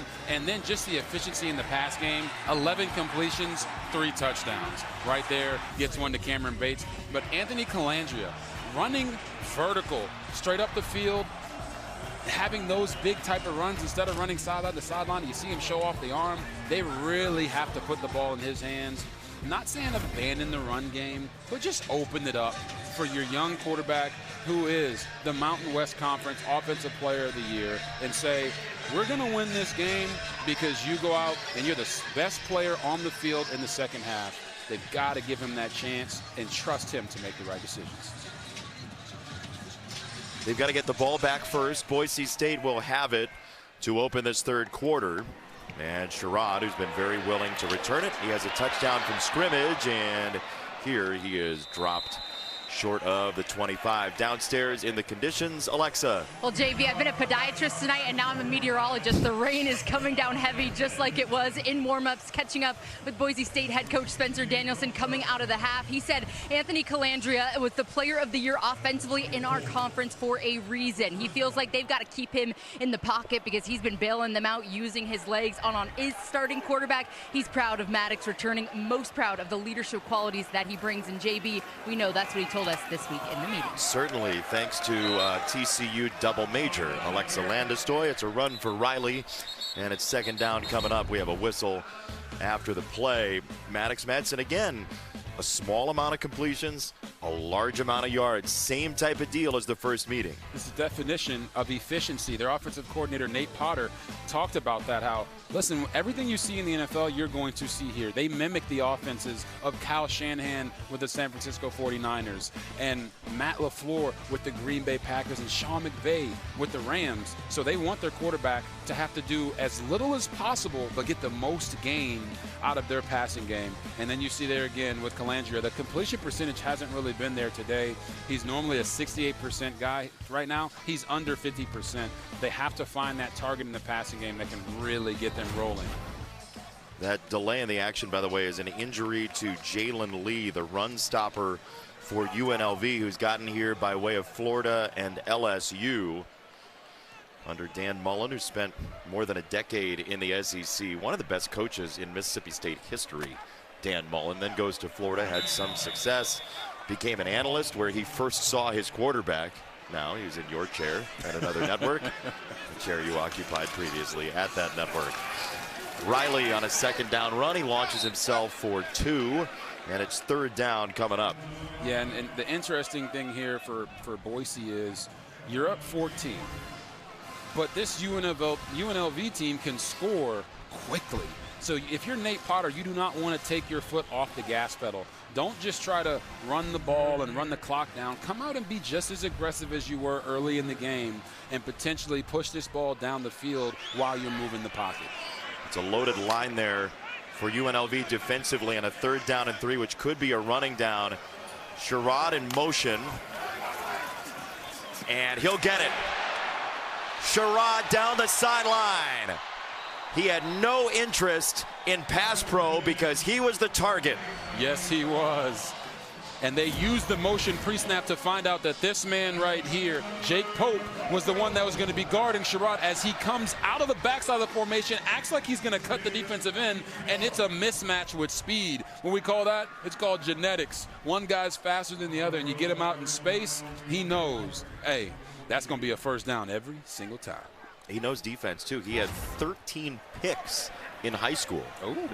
Ball-hawking defensive player. He just ran those guys through some picks on that one. He did. Riley on the run, trying to crowbar the ball loose. It's a gain of 4 on first down, and now Boise State at about 5.5 yards per carry. That's low for UNLV for the season, but considering the conditions and the raw Mother Nature tonight, you've got to believe that run game is going to play a center focus here.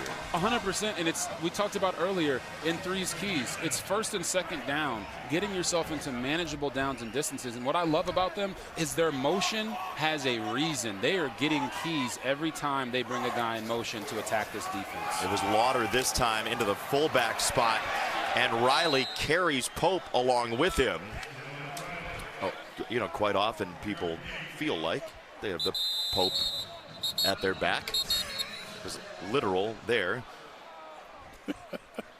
Injured player is Dalton Matoyer, the right tackle. 3rd and 2 when we come back. Matoyer is down.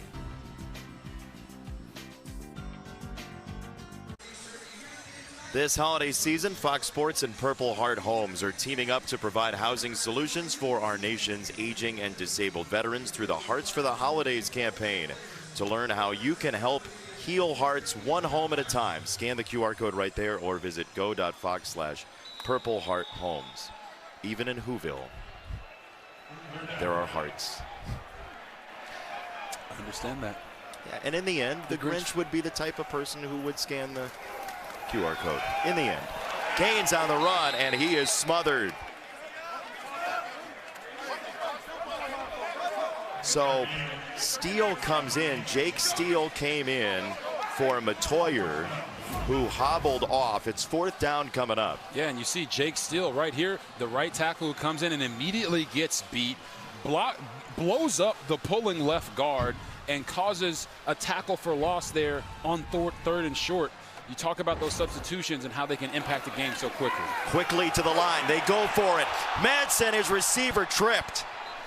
Caples fell. It was there, and instead UNLV takes over. Wow. Holy cow.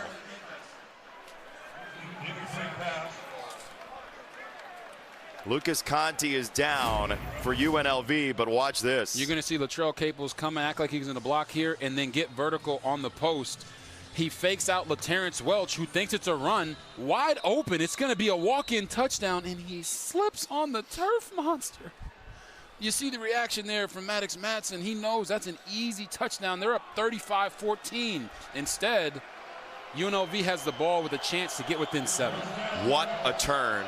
We have not seen a turn like that for UNLV in one of these title games since early in that 2023 edition. On the option, Calandria finds his way to the fringe, and he's ushered out by Smith. Gain of 3 for Anthony Calandria, who told us yesterday he came here to win a title. He came here for this kind of game. And he's in it now. It's a 2-score game. Yeah, he's in it, and he is going to be the catalyst. He now has 77 yards rushing. He's obviously their leading rusher, their leading passer. He has to give it everything he has. He wants to win a championship. We're going to see how bad, how many hits he's willing to take, how many times he's willing to run, because they need him to be the most dynamic playmaker on the field. Calandria lets it fly. He's got it away for Bradley, who was fairly quiet in that first half. He's really close to the 1st down marker. We'll see what the spot has.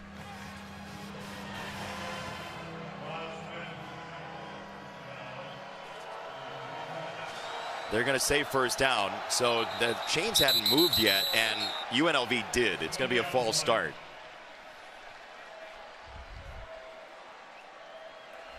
False start. Offense, number 85. 5-yard penalty, 1st down. Yeah, and you're going to see him right here. Tight end, Matt Barnes here. Little happy feet. Good form, though. Good technique. Got the inside foot down, all that, but got to wait for the snap, big fella. 6 penalties on UNLV, something Dan Mullen mentioned at halftime to Alexa.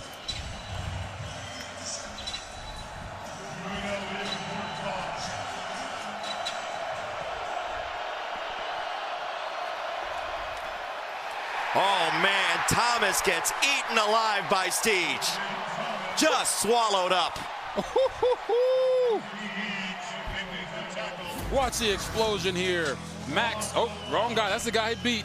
Max Steege is right here behind him. He's going to make an awesome tackle for loss, shoots up the field, no indecision, sees the ball, gets the ball, swallows him up before Jet Thomas can even get into open space and get going.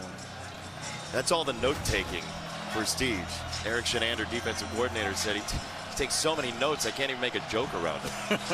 Because he's going to write it in his notebook. He's going to write it down. He's going to repeat it at some point. So right there, I'm pretty sure he told him to go get the ball, and he did it. Now he got to use a timeout with the play clock running down after a loss. So it's 2nd and 21. You use currency in a game where you're down 2 scores. That could really sting.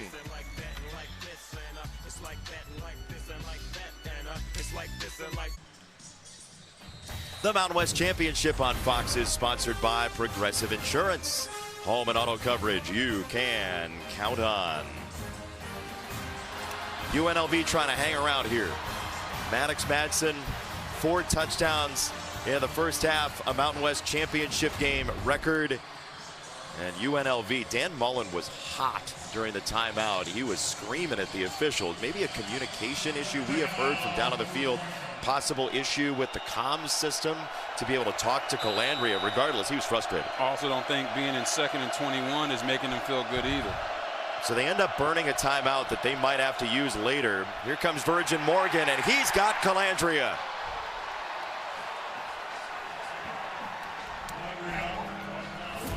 I want you guys to watch the umbrella that this defensive line creates around Anthony Calandria. Virgin Morgan told us they needed to cage rush him, rush his upfield shoulder to make sure that he had to escape up the middle and then collapse. That is exactly what a cage rush looks like. That rodeo drill paid off, huh? Yes, sir. Now you're sitting here 3rd and 24. If you're Calandria, don't make a bad situation worse. Oh. He'll roll out. Calandria will lob it to the sideline. There is no foul for intentional grounding. Quarterback was outside the pocket, ball went beyond the line of scrimmage. See, that's the thing about the timeout. You're already in a disadvantaged situation. Correct, and Calandria is looking to the right, trying to signal to his receiver an audible, and the center snaps the ball before he's even ready. So luckily for him, he's got good hands. He catches it, gets outside the pocket, and just throws it away, but everything seems out of whack for this UNLV Rebels team right now. Well, they were rolling, too, at the end of the first half, Robert. Cam Brown. That is a roller. Rolling and rolling and rolling and rolling. Out of bounds all the way to the 12. UNLV trying to come back. 51-yard punt sets up Boise State deep in its own. Strong night tonight for Maddox Madsen so far. Boise State by 14. He is just absolutely balling. I mean, even the total touchdowns there, you see in the first 3 games, 8. He's already got half of that tonight. He told us in our meeting with him that he just wanted to be back out there with his guys. You don't know how much you miss or love football until you're not out there, and he is loving it all up tonight. He is still without his right tackle, Matoyer. They will run left, and they are a left-handed running team generally anyway. Dylan Riley on that carry. They get about 6.5 yards per carry running left for the year. Yeah, and it's because of those all-conference offensive linemen that they have over there with Cage Casey and Mason Rudolph. You're talking about offensive coordinator Nate Potter, like this is where he wants to live. Running the football, running the clock down, being efficient in the passing game makes the game easier for your quarterback and your offensive line who love to run block. Left again, it's Riley, and he is stonewalled and driven back. Now, a late hit. Let's see if a marker comes flying in.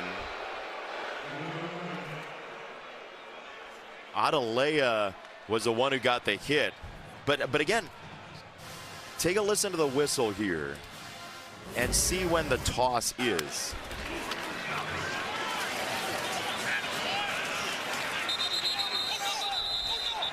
You could argue that's a foul. You could argue. There's a couple whistles there. I don't even know what that sound means.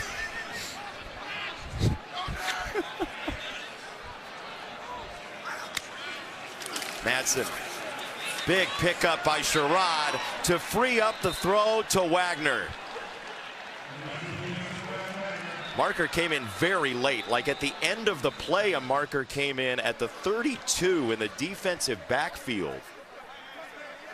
Yeah, they're going to throw that on Jake Pope for hitting the receiver. Number 13, Chase Penry, when he wasn't a part of the play. And Penry's down. Yeah, that was a tough blindside hit there. Personal foul, illegal blindside block, defense number 7. 15-yard penalty from the end of the catch. First down. Pope can't believe it, but watch it again. Yeah, because you're going to see Penry run an in route here, and he's a part of this hammer concept. Pope comes in and hits him, and I actually think Pope wasn't trying to hit him. If you run that back, you'll see he's actually trying to attack downhill to go hit the tight end Wagner and just ran into him. That's probably why he was upset, but the bottom line is that's not what it looked like to the referee in real time.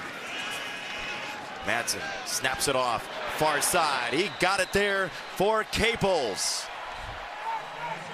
close right at the ground. They say he reeled it in. Yeah, you're going to see this is second one of the day. Ooh, I don't know. Oh, that's not. They're trying to run the play fast because they know it wasn't a catch. The ruling on the field was a completed catch for a first down. That play's under review. Again, do you have complete control of the ball before it hits the ground? Exactly. Similar play as the one from earlier. Yeah, and you're going to see he actually was motioning like, hey, coach, this was a catch. But right here, as the ball comes into his hands, he doesn't have complete control of it. And then he hits the ground and the ball moves. So you have to ask yourself, did the ground help him make that catch? And you see it, okay, he kind of has control. I don't know, man. Then at the last second it moves as the defender comes in. But to go back and show you guys the penalty on the safety Pope, his eyes are not on the receiver. He's trying to run through to get to the tight end. And I was telling us that's why he was probably upset with the call. It looked like he was trying to target the receiver, but really they just ran into each other on accident. That's a good pickup. And Mike Pereira is with us. Mike, what do you see on this catch, no catch? Well, this, I think it's clearly incomplete. The ball bounces off his hands. He doesn't have control, total control as it gets to the ground. So I would think they would reverse this. And Robert, I really do agree with you on that last personal foul, the blindside block. Tough one, but to me, he's making a move to get to the runner who had caught the ball. So you have collisions sometimes that can look to an official like it might be blindside. But I really didn't feel that was. After review, the receiver did not have possession of the ball when it hit the ground. It'll be an incomplete pass. It'll be second down at the 38-yard line. Tell you what, instant replay has really done a great job tonight at getting these right. Yeah, they have. And listen, we know that the referees and officials at times can be much maligned. But tonight they've got it. And it's not just because they agree with this, Jason. It's because it's what the film is showing. No, and they're not coming up with calls that you would say, oh, that's not what I expected. Like a room of 100 people, 90 would agree. Exactly. And the other 10 would be wearing blue. Madsen surveying and throwing, and he's got it for Penry, who's back on the field. Downstairs to Alexa. Updates for you. We saw Dalen Matoyer leave the game. We are being told that he is done for the night. Also, UNLV will be down an offensive lineman. Malik McCowan went into the tent at the end of the first half. He tried to go doing some drills with the trainers. He was shaking his head in disappointment. I was wondering if he would come back in street clothes. He came back in his jersey, but no helmet. I don't expect him to be back, but JB, he's a senior. This game means so much to him. We get a false start here, Alexa. Thank you for the update. Both teams without a lineman. False start. Offense, number 88. 5-yard penalty. Third down. It's Wagner, and it's the first penalty on Boise State nearly 39 minutes into the game. Yeah, you're going to see Matt Wagner here off at the top of the line. Just false start just a little bit. Ooh, got a little scared there from the defensive line movement. Happens all the time. Just got to sit there and hold tight, buddy. See Boise State using those splits down at the bottom of the formation. 3rd and 11. Madsen over the top. Incomplete for Marshall. He had him. He missed him. Oh,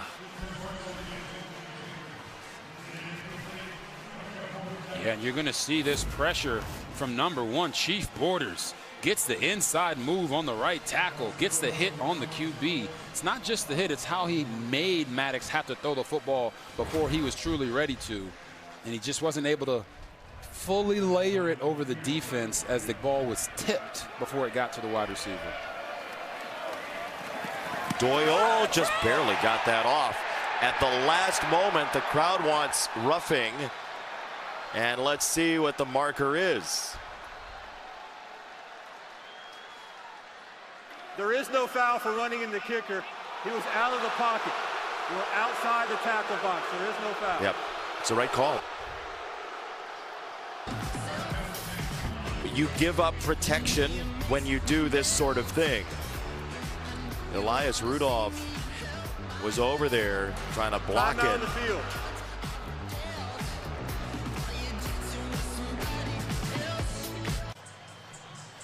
28-14, Boise State over UNLV. 10 straight wins in the series. Tony Knapp and Jim Kreiner had a battle of words last time Boise State lost to UNLV. You want to read this in like a 1950s teletype voice? I don't. Rebels rally to top Boise State. I was going to say, I don't even know what that would sound like. Yeah. That's like 24 years before I was born, so. So you don't. I don't go back. I don't know go back. that it happened. I don't go back and listen to the 1950s broadcast. Yeah, the old radio. Yeah. Everybody had higher voices and they talked faster. First down run. Thomas breaks through. Jet Thomas knocked out of bounds. Zion Washington with the hit. Gain of 23. And it's just an outside zone run. The O-line is all coming this way, running with Jet Thomas. And this is what they've missed today, is his ability to get out into the open field and make big plays happen. He almost fell right there because he hasn't been out in the open field all game. He said to us last night, just give me one big run and I'm in it. And they need him right now. Earl in motion. Pressure coming. Virgin Morgan. Calandria felt it. He snaps it off down the field and nobody home. He was out of the pocket and he threw it past the line of scrimmage. He did take a hit at the end. Spencer Danielson says grounding, but Calandria looked like he was out of the pocket. Yeah, he was outside the tackle box and he takes a hit here at the end. It's just a little bit of a push. You know, maybe he was trying to draw a flag there, a little Patrick Mahomes acting, you know. Sometimes you can pull it off, sometimes you can't. But what I've noticed from the defense on that last play, they're so dedicated to stopping the run that they're keeping the safeties really low and out of the middle of the field. They have to try to attack the middle of the field with the passing game here in a couple of these concepts. Calandria under pressure again. He throws this up and got it there. It's Earl. And it's a first down. Oh, we talked about the middle of the field, and that's what they're trying to attack here. JoJo Earl is going to split two and then get all the way across the formation on a deep cross. Calandria does a nice job buying time off his back foot. That shows you the arm talent. Holy smokes, drop that bad boy in there right over the other corner, Jeremiah Irby.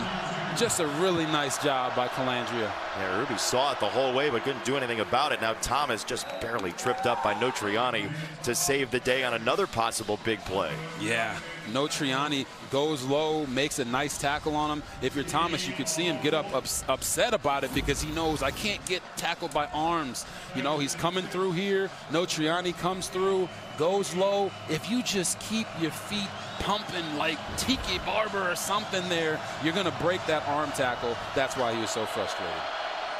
Instead, it's a gain of 4. Calandria rolling to the right, throwing that way. That is incomplete. Sherrod Smith on the coverage. Bradley, the intended target, and a huge third down for UNLV. Yeah, Sherrod Smith, there's one thing this man is going to do. He is going to play through the completion, right? Right here should be an easy catch. No, sir. He's going to get the hand on the ball before it gets to the receiver and finish with a tackle through. He is really stepping up with Amarion McCoy out, and he's making some plays today. This Hardy fan base, as loud as it's been tonight. Now you go empty formation here to give the quarterback an opportunity to read the defense. He's got one-on-one to the top of your screen with Omire. And a whistle and a marker. Let's see if they have a timeout first. Timeout. Yeah. UNLV, that is their second. 30 seconds in length. And that's fine, but you have one timeout left and you're down 14. Oh, man. Talking about clock management, managing of your timeouts in a game where you're down 2 scores and you're going to need those later. I can sense the frustration in your voice, Jason, because people who know football, guys who know ball like yourself, understand that timeouts are precious. And when you're burning them early in the second half, it means that you're not locked in as a team. And that's the worst case scenario when you're down 14 points in the cold, in the rain, on the road. Yeah, your hope is that you don't need them, right? Your hope is that you're up, but that is not the lay of the land. That's not what the fates have brought you so far tonight in the rain of the Treasure Valley of Idaho. And so you got 19 minutes and change left. You have one timeout in your pocket, and you have blue conspiring against you. And again, they're going to go empty formation. They're looking to get a box count for who is in the box. And right now, these two edge defenders, they're not in the box. And he drops it. Calandria picks it up. Total emergency mode. Calandria on the roll. Chased by Phelps. He'll throw it down the field. Incomplete. 4th down and 6. He tried to do something with it. The sirens were on. Oh, they're going to run a quarterback power. They're going to motion this guy back in and have him block the edge and run Calandria right here. Boise's all over it, but the drop and then the straight backyard scramble drill certainly is not what offensive coordinator Corey Dennis or Dan Mullen had in mind, and it puts them in a situation now here on 4th and 6, down 2 scores in their own territory. They have to go for it. They've got another one-on-one down to the bottom of your screen with O'Meara, the wide receiver. Let's see if they try to attack it. Lions in motion. Virgin Morgan is after Calandria, who steps up and throws and got it away. It's the tight end Elksness for a 1st down. UNLV. What a heroic play from Calandria. 4th and 6. Elksness is going to run the deepest deep cross I think I've ever seen in my life. And it takes a long time, so much so that Calandria has to scramble up, move to the right, and then throw a dime piece right on his face mask.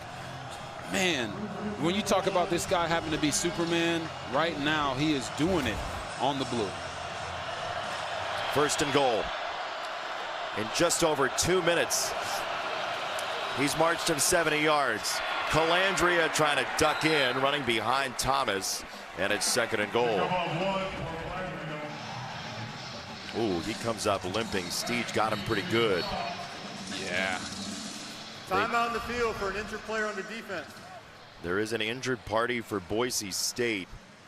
It is Lopez Sanusi. And that is for Calandria. The most fortunate thing you could end up with. We're thinking of Sanusi here, who is down and hurt, but Calandria was injured as well.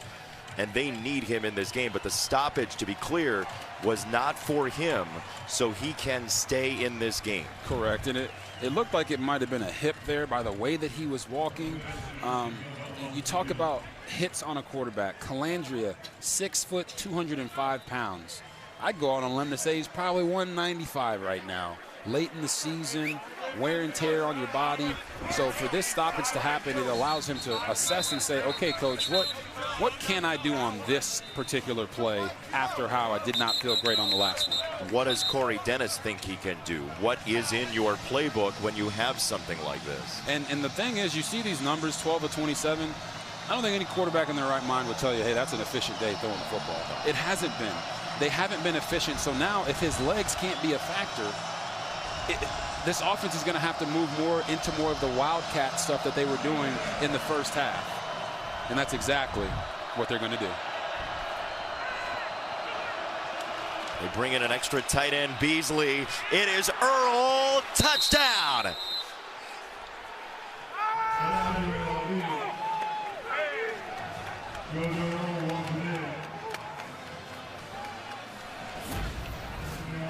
They put Calandria in the slot, bring JoJo Earl to quarterback at Wildcat like I talked about they would have to do, and then it's just one-on-one with the corner, Jeremiah Irby, on the outside. Normally, if it's a receiver, corners want to tackle him.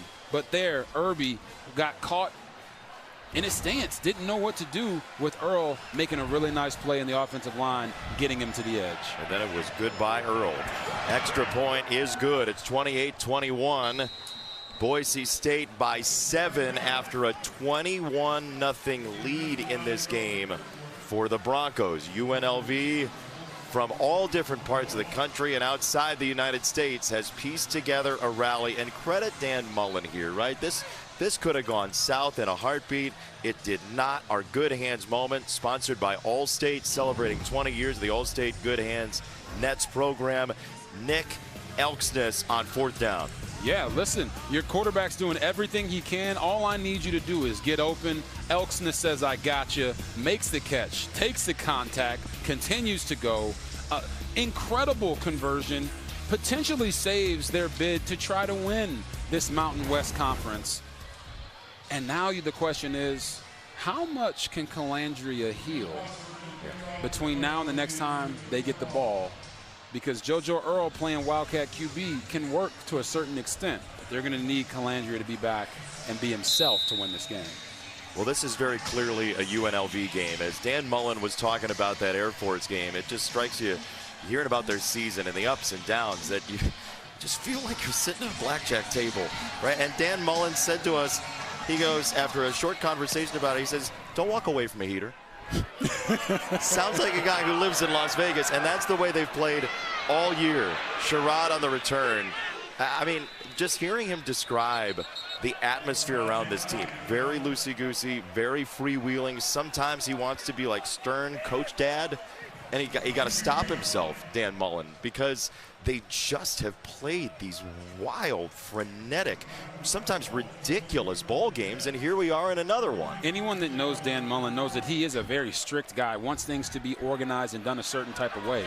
But sometimes when you're away from coaching for 3 years, you come back and you reinvent yourself. And in Las Vegas, you kind of have to adapt the identity of the place that you're at and the team that you have, and that's exactly what he's done. On an empty, Madsen ran out of time.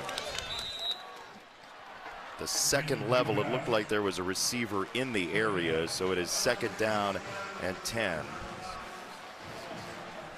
Dan Mullen, before he was an analyst just like you, a couple of stops Mississippi State and Florida, and great success in Starkville. Florida for a handful of years. And we'll go handoff, and Riley, and he breaks a tackle. Riley got near the 1st down line to gain. They're going to say he is a yard short. It's a gain of 9. I want you guys to watch Dylan Riley here, number 62. Roger Carrion misses his block, helps Riley stay up, is in the back pedal position, doesn't truly block anybody, but somehow, some way, he helps him get a 9-yard gain. Look, you got to help anybody that's around. You're from a town of like 2,000, Jal, New Mexico, southeast New Mexico. You just help your neighbor. That was good. That's incredible. That's beautiful.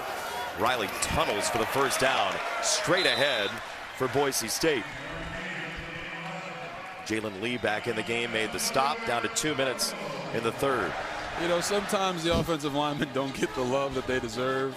And right there, Roger Carrion didn't know what to do, but he saw his brother and he picked him up. And sometimes that can be enough. Fortunate he didn't actually pick him up. He was a shot putter in high school. Love our track and field guys, man. All the athletes out there, do as many sports as you can. Makes you a better player in whatever sport you end up specializing in. Ooh, false start coming. Ooh. UNLV pointed it out.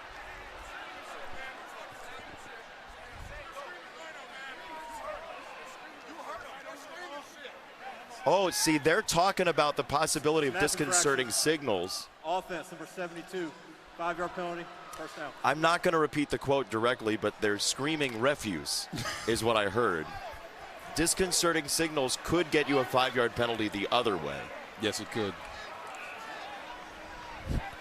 You know what I was talking about. Uh-huh. They're screaming fertilizer. 1st and 15. And Boise State will run it right up the zipper again. It's a twisting Riley all the way to the 36. The life of Riley is supposed to be easy, as they say. Like the left lane, just keep driving. That was anything but. That was gridlock that he made into 7 yards. Oh, yeah, and, you know, I said it earlier in the game. There's this belief amongst Boise State that UNLV was front runners. Well, their defense is still playing hard. They're still hitting hard out there, and they're still giving it everything they have. And now they're down 7. So if you're Boise State, you have to find a way to get this ball down the field in a hurry. Marshall, first time we've called his name for a 1st down today. Yes, they're going to run Marshall in here on a little stop route. The back is going to go out on a swing route. They open it all up, get it to him, and then this guy's ability to make plays after the catch is something that they have missed down the stretch. You know, he's had some troubles staying on the field, had some drops last week, but when he can be the war daddy for this offense, but as you said, Jason, he hasn't had a lot of opportunities. They're building back that trust with him. Riley across midfield. Final play of quarter number 3, and Boise State will try to very slowly, like syrup, sap time off of this clock, as they have done so many times on this field. Timeout. Mountain West Championship on the line. 1 for the money, 2 for the show. 3 to get to a 7-point game, and the 4th is next.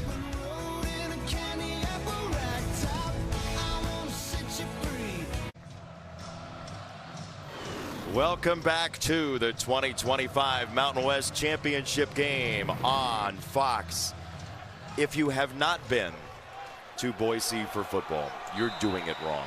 It is one of the great venues in all of college football. The hospitality is top flight, great food, and a great game. 7-point game. Boise State has been running it before the third quarter timeout, and UNLV and Jalen Lee gets a stop on 2nd down. The run fits have been at points very good tonight. Yeah, I got to give credit where credit's due. I talked about Jalen Lee, number 92, getting pushed off the ball in the first quarter. Well, right there, stood his ground. And it wasn't just him. It was every single defensive lineman along the way saying, enough is enough. Dan Mullen, though, told us there were 3 straight plays in the first meeting. They fit one very well. The next 2, they fit improperly. Let's see what Boise does, and if UNLV can hold the line again on a 3rd down and 3. Madsen, backside pressure. He lobs it. It's Penry. Chase Penry is right at the goal line. He's down at the 1. Ho, ho, ho, ho. Beautiful design. Penry's right here. He's going to act like he's blocking, and no, and then boom, he's going to explode out. His defender thinks it's a run. He's wide open. There's no one within 15 yards of him. Just not fast enough to make it all the way to the end zone, but it looks like, let's see, is he down? Yes, he's down before he gets to the end zone. Beautiful play call there from Nate Potter. Run heavy set, sneak the receiver in there, and then boom, wide open. Madsen, 3 in the backfield. He will throw, incomplete. It was Lauder, the target. Coverage from Mumu bin Wahad, and it's 2nd and goal.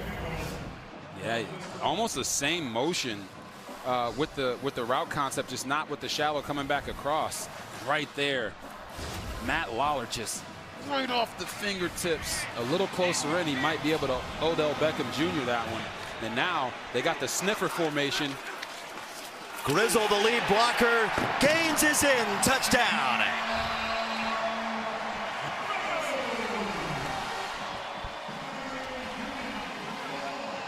You heard me say it, the sniffer formation. It's when you got the 2 fullbacks, 45, Mr. Grizzle, right in there behind Wagner.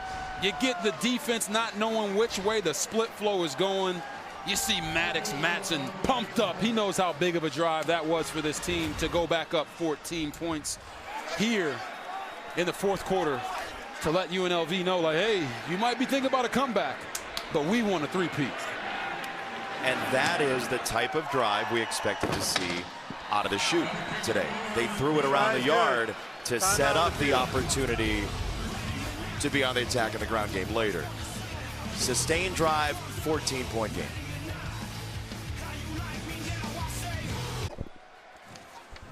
The Mountain West Championship on Fox is sponsored by Pacific Life, building confident futures for nearly 160 years. 3rd straight meeting between these two teams in the Mountain West Championship game, and it is a really special rivalry and memory for Spencer Danielson, who didn't even know in Las Vegas in 2023 if he was going to get the head coach job. He was the interim head coach. He went 3-1, did very well with the team. He gets on the plane. The athletic director sitting next to him taps him on the leg, Jeremiah Dickey, and says, hey, great job with the team.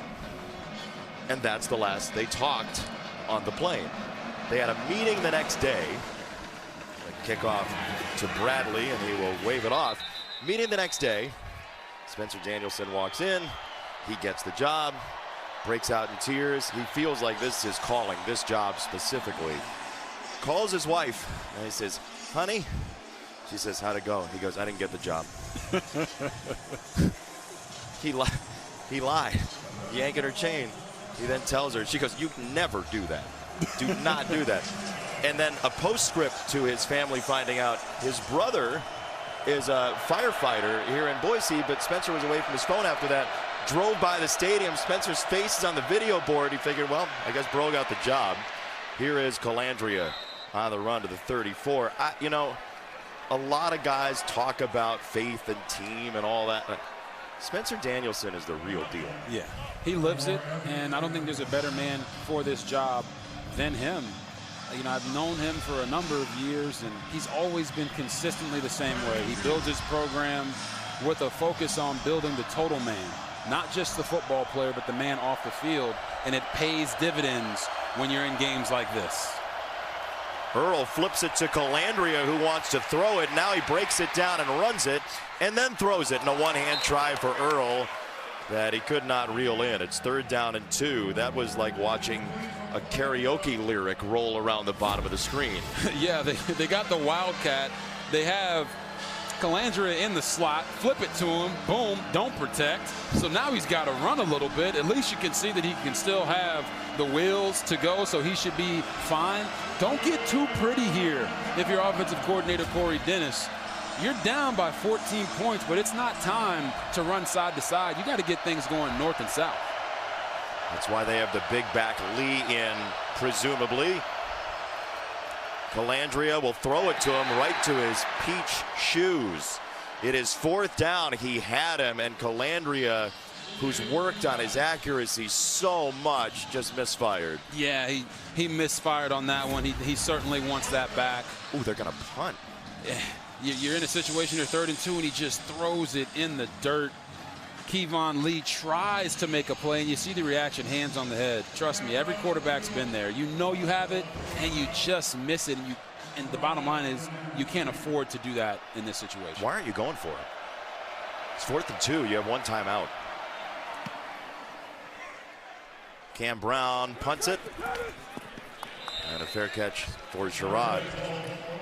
47-yard punt, no return. Calandria is really frustrated. They don't put him back on the field for 4th down, and we'll see how much time Boise State burns off the clock when we come back. Dan Mullen decided not to go for it 4th and 2 in his own territory with one timeout. Robert, what do you think of the call? Yeah, I think it was the right call. If you go for it there and you don't get it, you're almost certainly going to allow Boise State to go and score, go up 42-21, and the game is practically over. Here, you're giving yourself a chance because you're saying, defense, we need a stop, get us the ball back in at least 4 minutes, and we might have a chance to go win the game. Which is fine. I think part of it is that you have one timeout left. You don't have 3. I think that's part of the calculus. The other thing that I would say as a counterpoint is your defense has given up the 2nd most yards per carry on the ground to anybody in the country. Believing in that is a little bit of a tough sell, even though they've been better over the past month. You know, momentum is a thing that exists not just in football but in life. And if you don't get it, the momentum is going to say your defense is going to crumble. Yeah. By punting it away, you're telling your defense, hey, we need it just for one drive, one series. And I almost caught an interception there on the errant pass. We just need it for one series. And if they can't do that, then you don't deserve to win the game. So I think coaching, sometimes you have to make these decisions understanding the ebbs and the sways of momentum. They could get that stop right here. It could be less than a 90-second drive, but they need the stop. Correct. And Paul Guenther, who came in April to take charge of the defense. And now you see all these guys up. That is a Paul Guenther special. They don't want you to know who's coming from where. It's a design roll for Madsen. He'll throw, and it's incomplete, and UNLV will get the ball back. Madsen is very frustrated. Oh, he's frustrated for one of two reasons. Either receiver ran the wrong route, or he just didn't get enough on that throw because he had Cameron Bates wide open down the field. And that's what you're banking on. If you're UNLV and you're Dan Mullen, you're saying, we just banking on they're not going to be able to execute. We're going to put them in a highly pressurized situation, and that's exactly what he did. Good call there from Paul Guenther, getting all those guys up there. There's a 45-second drive and a fair catch for Irvin. Boise State up by 14. Can they get a stop? Their defense so far today has played pretty well. They've done a good job making UNLV play from behind the sticks. Also, they had the fumble early on in the first drive, but you saw there 2 tackles for losses, and then just playing through every completion. We talk about this in basketball sometimes. Hey, there's this team that does the thumbs down bounce passes, and they get the nice easy cuts to the basket, easy layups. Then there's the team that shoots the spin-a-rooney, fadeaway three-pointer in the corner, and they don't have a process to get the easy shots. Boise State's defense has made UNLV work really hard for everything they've gotten. They got hands on Calandria there, and he sails it incomplete. Elksnis, the tight end, the target, second down. This is a team averaging 37 points a game. They're at 21. Yeah, and you're going to see Braxton Feely, number 90 with the neck roll on, getting the pressure onto Calandria. And the question I would have is, if you're UNLV, I know Elksnis is the one who made the big play on 4th down, but you've got some dynamic wide receivers that you got to get the football to. There's no way your tight end is the best option on 1st and 10. Jaden Bradley, 2 catches tonight. That's not good. Pitch it out, it's Thomas. Jet Thomas with some space, and that closes quickly. Mickey wrapped him up. It'll be 3rd down and about 5. And we talked to Dan Mullen. He said blocking on the perimeter was going to be at a premium. And right there, Nick Elksnis did not block appropriately. Otherwise, Jet Thomas would have had an opportunity to run for at least 10 to 15 yards. There's Elksnis right there on your screen trying to block Jaden Mickey, number 20, and he doesn't do it effectively, and it shuts down the play. They have to block on the perimeter better if they want to have these open field space plays for their good players. Calandria throws. He's got it to Omire on a 1st down, and he'll continue to drive the legs all the way across the 40. It's a 1st down UNLV. Yeah, and again, Omire is going to run a shallow cross, and he's going to make Mickey have to run through all this trash to get over to him. Nice shallow cross concept, we call it mesh, and Omire has been having himself a good game thus far. Maybe he's the receiver that they need to key in on and get him some more touches, as he's got a one-on-one to the top of your screen once again. He's played a lot of football, a couple of power schools before coming here. It's Thomas again. They give him a runway that time. Jet Thomas, who got the nickname because he was just running around the sandbox as a kid. One of the teachers said, "Hey, Jet." That's a jet. I know a jet when I see a jet. I don't know where they got the jet name from, the sandbox, but it works, okay? Yeah. We don't know what it means, but it sounds provocative. Yeah, when you're a jet, you're always a jet. And I keep circling these one-on-one matchups because at some point you have to throw the vertical ball, and Calandria can throw it. It's just, do they have the trust in their wideouts to make those plays down the field? They didn't make them in the first half. It's a give to McGee, and he gets twirled around. You said don't get too cute. Bowen Phelps swallowed that up. Yes.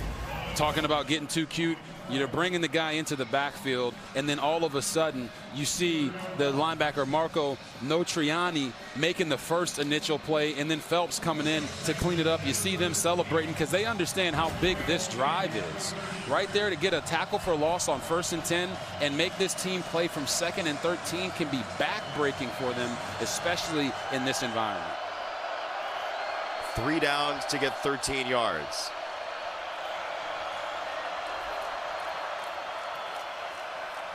Calandria set up shop, and he goes down. Notriani, a missile straight ahead. Ooh, this is a beautiful add-on block. Add-on blitz from Notriani. You're going to see him. He's going to watch the tight end block, and then he's going to fire downhill as soon as he sees it and not wait on the quarterback to make his move, but go dictate to him what is going to happen. I just love to see a guy with a neck roll. You don't see those very often in 2025. You could eat dinner off of that. It's a loss of 12 on the sack. It is 3rd and 25, and the shirtless and clothed both are thrilled. They're going to run, and Thomas is stuffed. Maudry first, 4th down and forever. Yeah, I don't understand that play call. Now you certainly have to punt. They're trying to catch him off guard with a sneak run. It's 3 straight tackles for loss. And by the way, if you're not, yeah, you have to punt. I mean, if you're going to punt it on 4th and 2 in your own territory, you got to punt it 4th and 27. Yeah, and now you got to make sure you pin them deep in their own territory, and you're relying on your defense again to make a big time stop. I just don't understand that play call in that situation on 3rd and 26. Give yourself a chance. False start. Offense, number 28, 5-yard penalty, 4th down. And to be clear, Corey Dennis has had a great year as the offensive coordinator. They've scored 37 points a game. They're one of the most explosive offenses in the country. The resistance of Boise State makes you think cleverly sometimes. Correct. And you know, that's a good point, because sometimes it can sound like you're just hammering away at a guy. But in this situation, they've put up so many points and been so effective. They're trying to pull out all the stops, but sometimes the simplest play call can be the best in these situations. Yeah, point A to point B, right? Correct. So punt time. Sherrod will give it a go from inside the 10. He's got space. Sherrod on a spin, keeps his feet and digs to the 29. There is a marker in at the 25.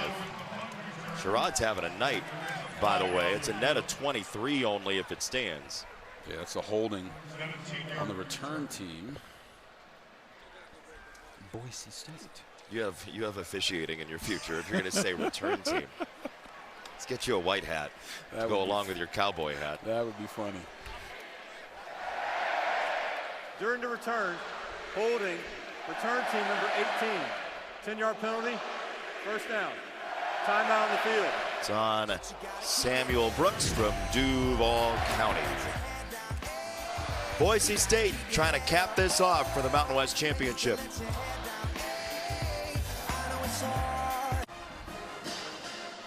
Tomorrow on Fox, 2 iconic programs go head-to-head in a huge top 10 showdown. Freshman phenom Cameron Boozer and Duke against Tom Izzo and number 7 Michigan State. Join Tim Brando and Jim Jackson, our good friends, at 11:30 a.m. Eastern, only on Fox for another enormous non-conference game in college basketball early this year. What a game that's going to be. Just sleep on the couch tonight. Right? Just keep Fox on and then watch the game as our Jersey Mike's Above and Beyond be a sub above. Here's Maddox Madsen with those 4 touchdowns from the first half that stand. Yeah, and you know, the one thing I've noticed here in the second half is the efficiency. You know, 16 for 29 isn't great numbers. The 4 total touchdowns in the yards after being off for a month is truly remarkable. And you talk about that efficiency. Yeah, it's been a little hit and miss. Maybe it's the elements. Maybe it's because he was out for so long and maybe he's cooled off a little bit. But this offense is humming so much better with him at the helm. Well, that was the plan, right? Spin it early. 5 completions here in the second half. They haven't needed much because of the grinding ability of this run game. They knew when your quarterback is coming back, typically he can start off on a heater. All the emotion, all of the anticipation for being back out there, and sometimes you start to cool off towards the end of the game. So they got the most out of Max Madsen early in the game, and you've seen it with the way that they complete the ball. Coming into this game, they had 8 guys that had 25 or more targets and 7 guys, pass catchers, that had at least 21 catches. So they spread the ball around, and they've done that certainly today as well. He's got time to throw. He'll do it here and right on the money for Caples, and a first down Broncos. Just a beautiful anticipation throw here.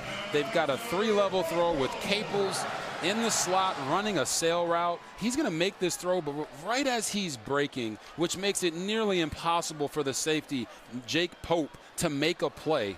Young quarterbacks, as soon as that receiver is about to break, if you can throw in anticipation, you're going to complete a lot more passes. That anticipation, in part, comes from his time as a catcher, you would have to imagine. He still regrets that back pick that he told you about, that he should have gotten the out on. Here is Brown on the reverse, and he's got a first down as we go downstairs to Alexa. You were talking about his time playing catcher. How about his full name? Maddox Jeter Mattson, named after the Hall of Famers Greg Maddux and Derek Jeter. I was able to catch up with Maddox's dad, Eric, who's a longtime college baseball coach. He said he wanted to name his first son Mick because he loved him. He loved the game of baseball. He joked with his wife and said, maybe we should name our daughter Joe D. She said, absolutely not, but she loved the name Macy Joe. So after the first 2 names, he said, well, I guess we got to stick with the baseball names. So, JB, the first 2 were planned baseball names. After that, they just had to stick with the theme. But Eric, he's a coach at heart. He loved watching his son being out there on the field. By the way, Alexa, that was a hands-to-the-face penalty. It'll move 15 yards. I love that he got DiMaggio in with Macy Joe at the end. I mean, you talk about an end around. Hey, Macy Joe would have never forgiven them if they named her after Joe DiMaggio. That would have been hilarious. They snuck in the Joe there in the middle name. Yep. But that would have been tough sledding in school. You know how these kids can be nowadays. Nowadays, for the end of time. Here is Sherrod and 2 yards. But, you know, Maddox Mattson was talking about it to us this week, like, every day, like literally badgering the training staff. You hear guys like, we're in the training room every day, whatever, right? Like, can I do one more thing? Do you have anything else I can do to try to make this thing heal faster? That's why he had all those insoles that Alexa was hawking for us earlier. Yeah, sometimes for a player, you truly understand how much it means to them with how hard they fight to get back for their brothers. And Maddox Mattson was willing to put it all on the line just so he could come back for this game in this moment. Tapping Holmes saying, let's go, let's go, let's go.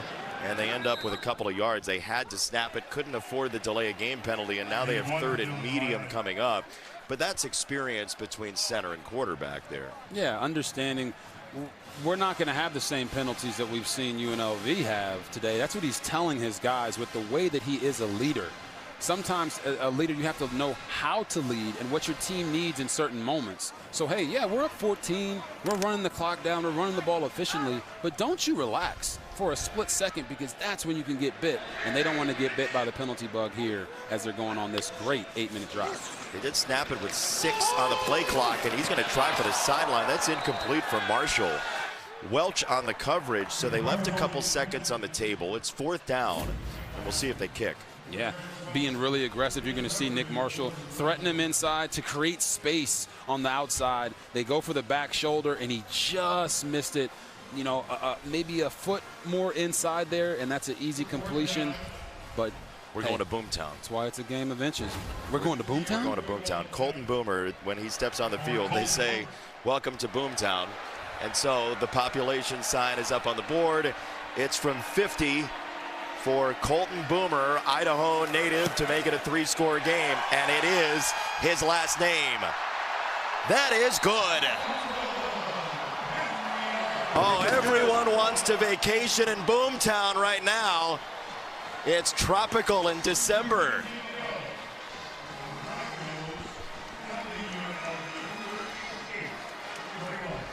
Everybody loves Boomtown.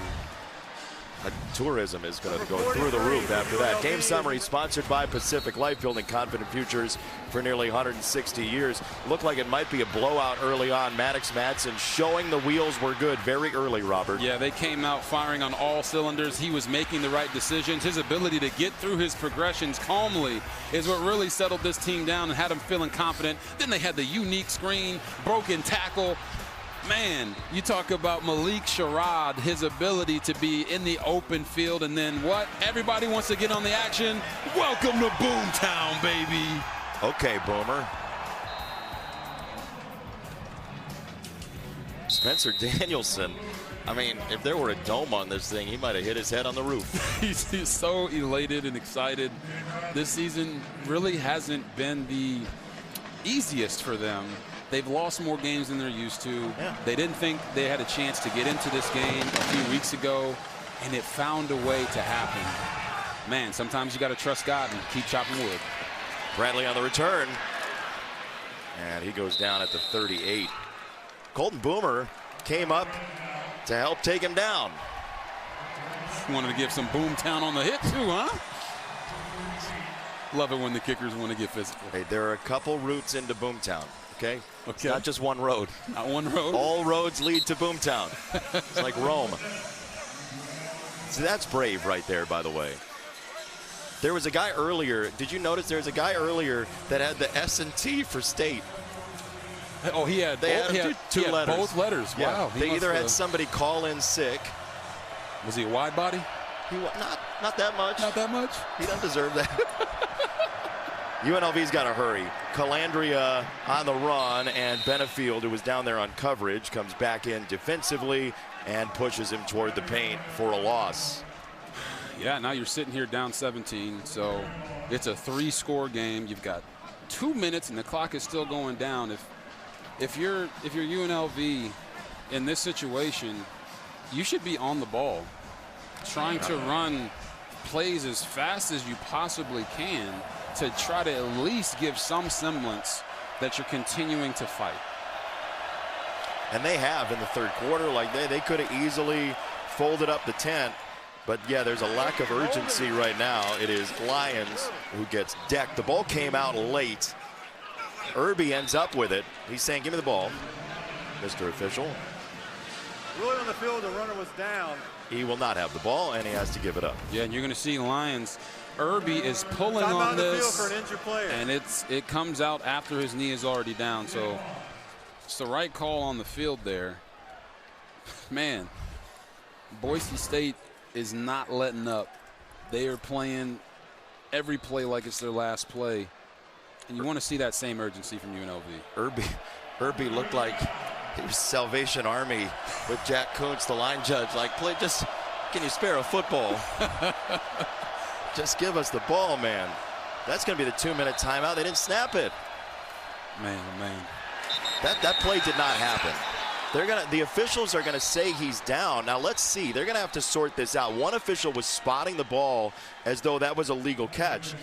That play did not get off, and it's not the 1-second grace period either. Snap, it was a 2-minute timeout. Timeout on the field. That's well done by the officiating crew. So please put 2 minutes on the clock. 2 minutes when we come back.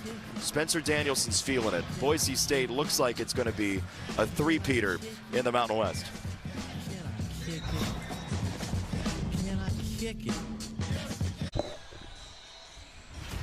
Tomorrow, for the first time in conference history, #1 and #2 clash in the Big Ten title game. Heisman frontrunners meet. Julian Sayin and #1 Ohio State, Fernando Mendoza. #2 Indiana. Coverage begins tomorrow, 6:30 Eastern, only on Fox. The game that we've been waiting for all year long. Yeah, I've said it, and I've been on record saying it really from about the 3rd or 4th week of the season that I think Indiana is the best team in the country. And they're going to force Julian Sayin to have to make tight window throws, something he hasn't had to do a lot of this year. Calandria feels the pressure. He throws. It was behind his target, Reynolds, who breaks a tackle and pushes forward and stretches for the first down. Wow.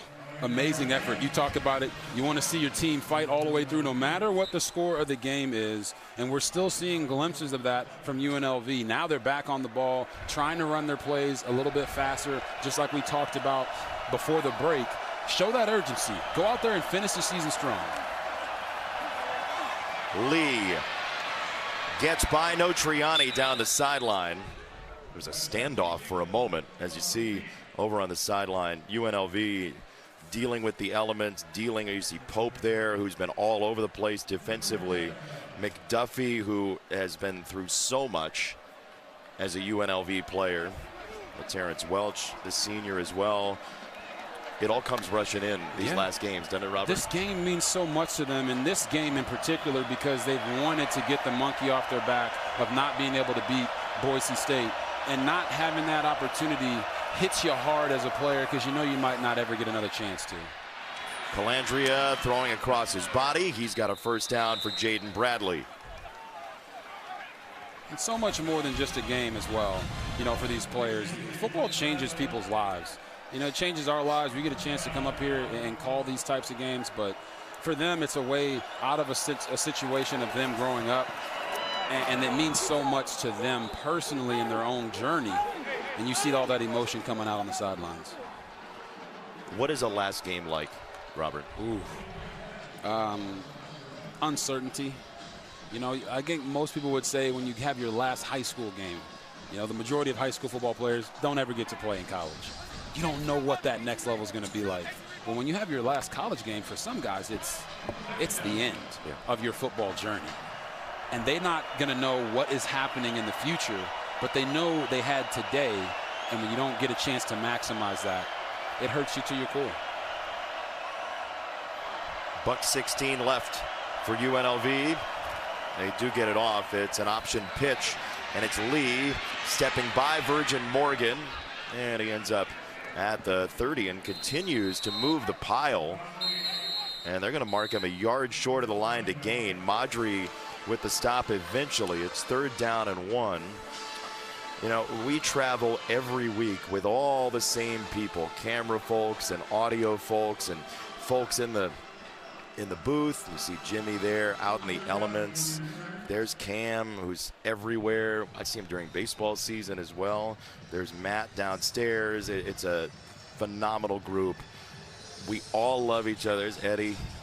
It was always a good time. We're Turtles somewhere around here. Turtles always somewhere. You know that. It's a marvelous crew, Robert. It's a great group. They love doing television for you. There he is, hiding, sneaking behind.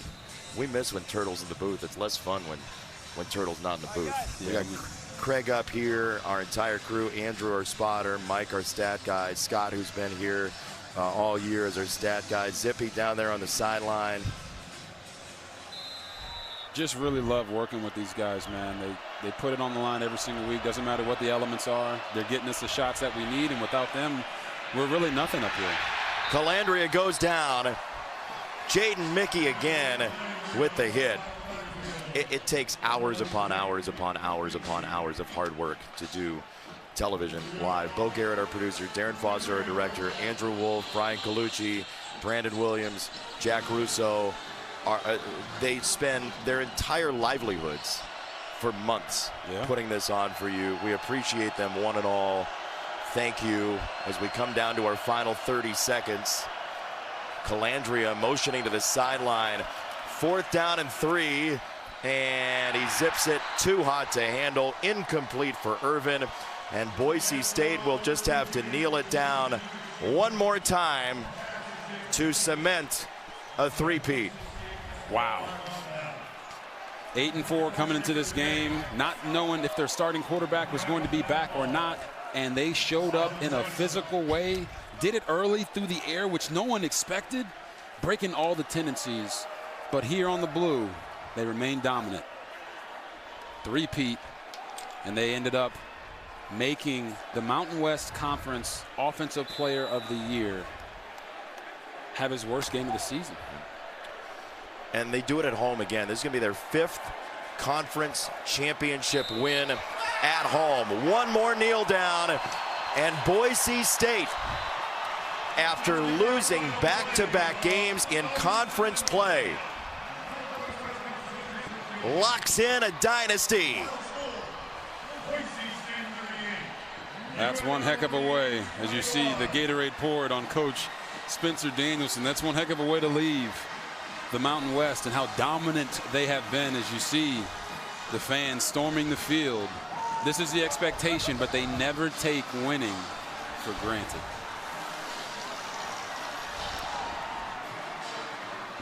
Seven of them in the trophy case. Boise State is a winner over UNLV, and their quarterback, Maddox Madsen, is downstairs with Alexa. Maddox, you're just celebrating with the fans as they're storming the field. The first time in Mountain West history a team has won 3 straight championships. What did it take for your team to get the job done here tonight? I mean, it's awesome. Everything this team's been through, it's so awesome to go back to back to back, especially with this group of seniors, man. They're awesome. All right, well, take a deep breath. I don't even know if you've been able to process this moment just yet, but you weren't even sure you can play in this game. You missed the last 3 games, lived in the training room, wore the sole in your cleat, were taking your cleat off on the sideline. What did it take for you to battle through this game, and what does this mean to you? I'm gonna start getting emotional, but seriously, like, I wanted to be out back there with my guys so bad, and to be able to do that, and those guys make plays all night, there's nothing better. I love this team, I love Boise State. It's an incredible feeling. Maddox, enjoy this one with your teammates, a champion yet again. Thank you so much.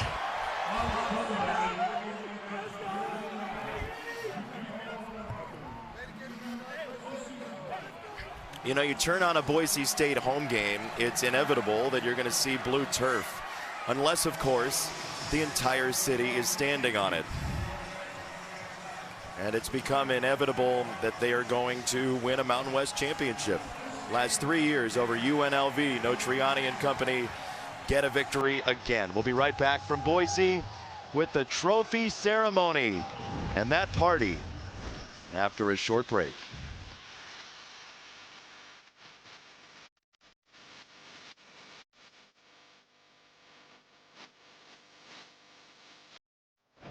As DJ Khaled would say, another one.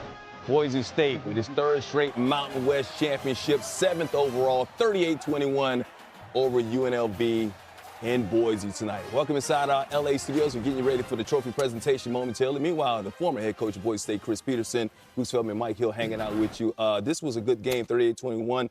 They had a 21-point lead. UNLV came back, made a 7-point game. But Boise State, too much in the end. What's this championship mean for Boise State tonight? This is one heck of a championship for Spencer Danielson and company. You know, a month ago, this team was kind of left dead. Maddox Madsen got hurt in the Fresno State game, and then Fresno State got after him on the blue turf and really won decisively. The next week, they go down to San Diego State. San Diego State beats them again.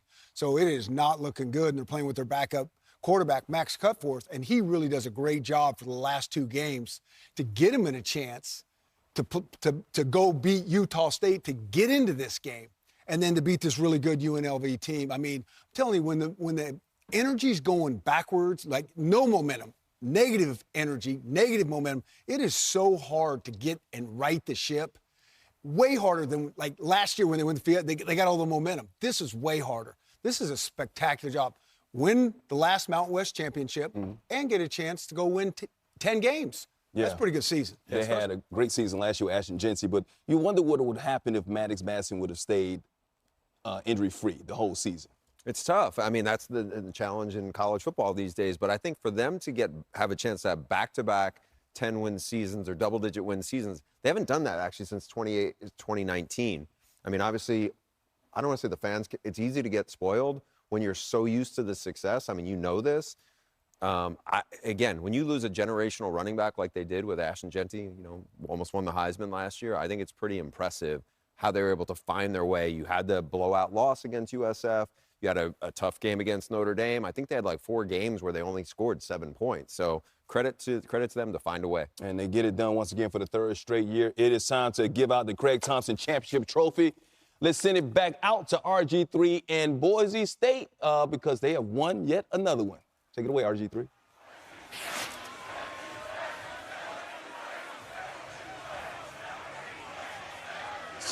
Congratulations to UNLV on a great season and Coach Dan Mullen.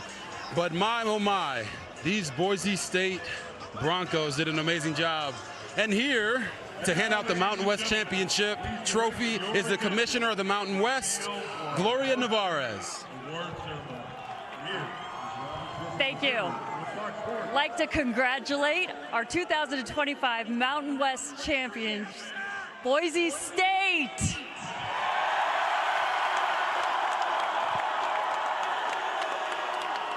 Come on, Coach. Spencer Danielson, you want that trophy, don't you? Man, what an amazing job. The season didn't quite go the way that you guys thought it would early on. But who are you most thankful for where you guys are right now? Yeah. Well, first off, always, man, thank you, Jesus. You know,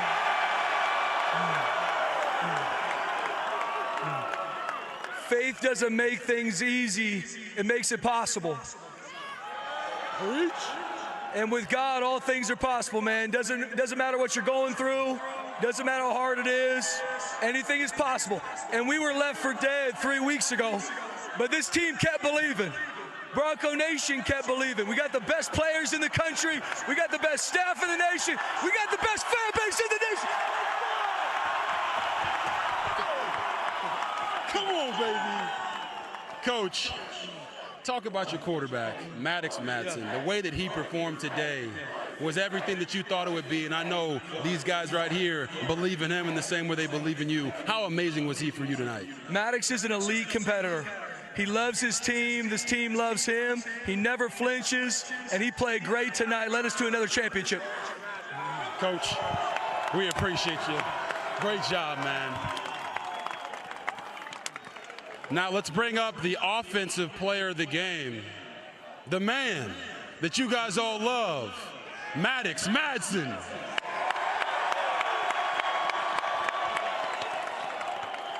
Oh, look at that. Put the hat on then, baby. We like that. Uh-oh. Maddox, you opened this game up on a heater, and you had that rushing touchdown early in the game when everyone was talking about your ankle and your foot injury. What was that like to get into the end zone and show them that, hey, I'm back? It was an incredible feeling, and luckily all the wide receivers were covered so I could scramble. And then, you also broke a Mountain West Conference championship record in the first half. 4 touchdowns. Just what does this game mean to you, and why did you want to come back just for your guys and put it all on the line? I mean, it means everything to me. This group of guys, I love them so much. I mean, we were getting ready to do victory, and all I could tell them is how much I love these guys. And so being able to battle with these guys and end up champions, it's a huge deal. Let's give it up for Maddox Madsen, your quarterback.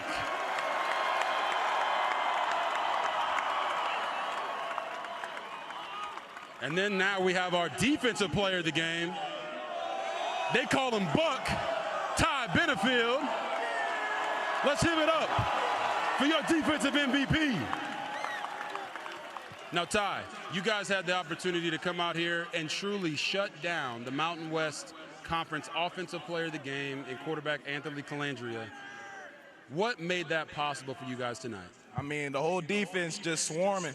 The preparation all week, the coaches putting the plays in us and everything, man. Like, I got to give credit to all the BYB and the whole team, so appreciate y'all. Uh-oh. They want you guys to hold up this trophy. Coach, get over here. Come on now. 3-peat, baby.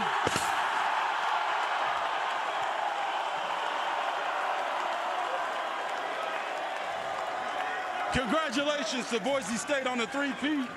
Let's get it one time. Boise! Boise! Boise! Nice job, baby. Back to you, Mike. Celebrating another championship there, Boise State. They're 7th. What are they celebrating, Coach? Well, they're probably heading over to the end zone for a little celebratory beer or something else like that. All right, we'll look ahead to the Big Ten Championship coming up next. Stick around.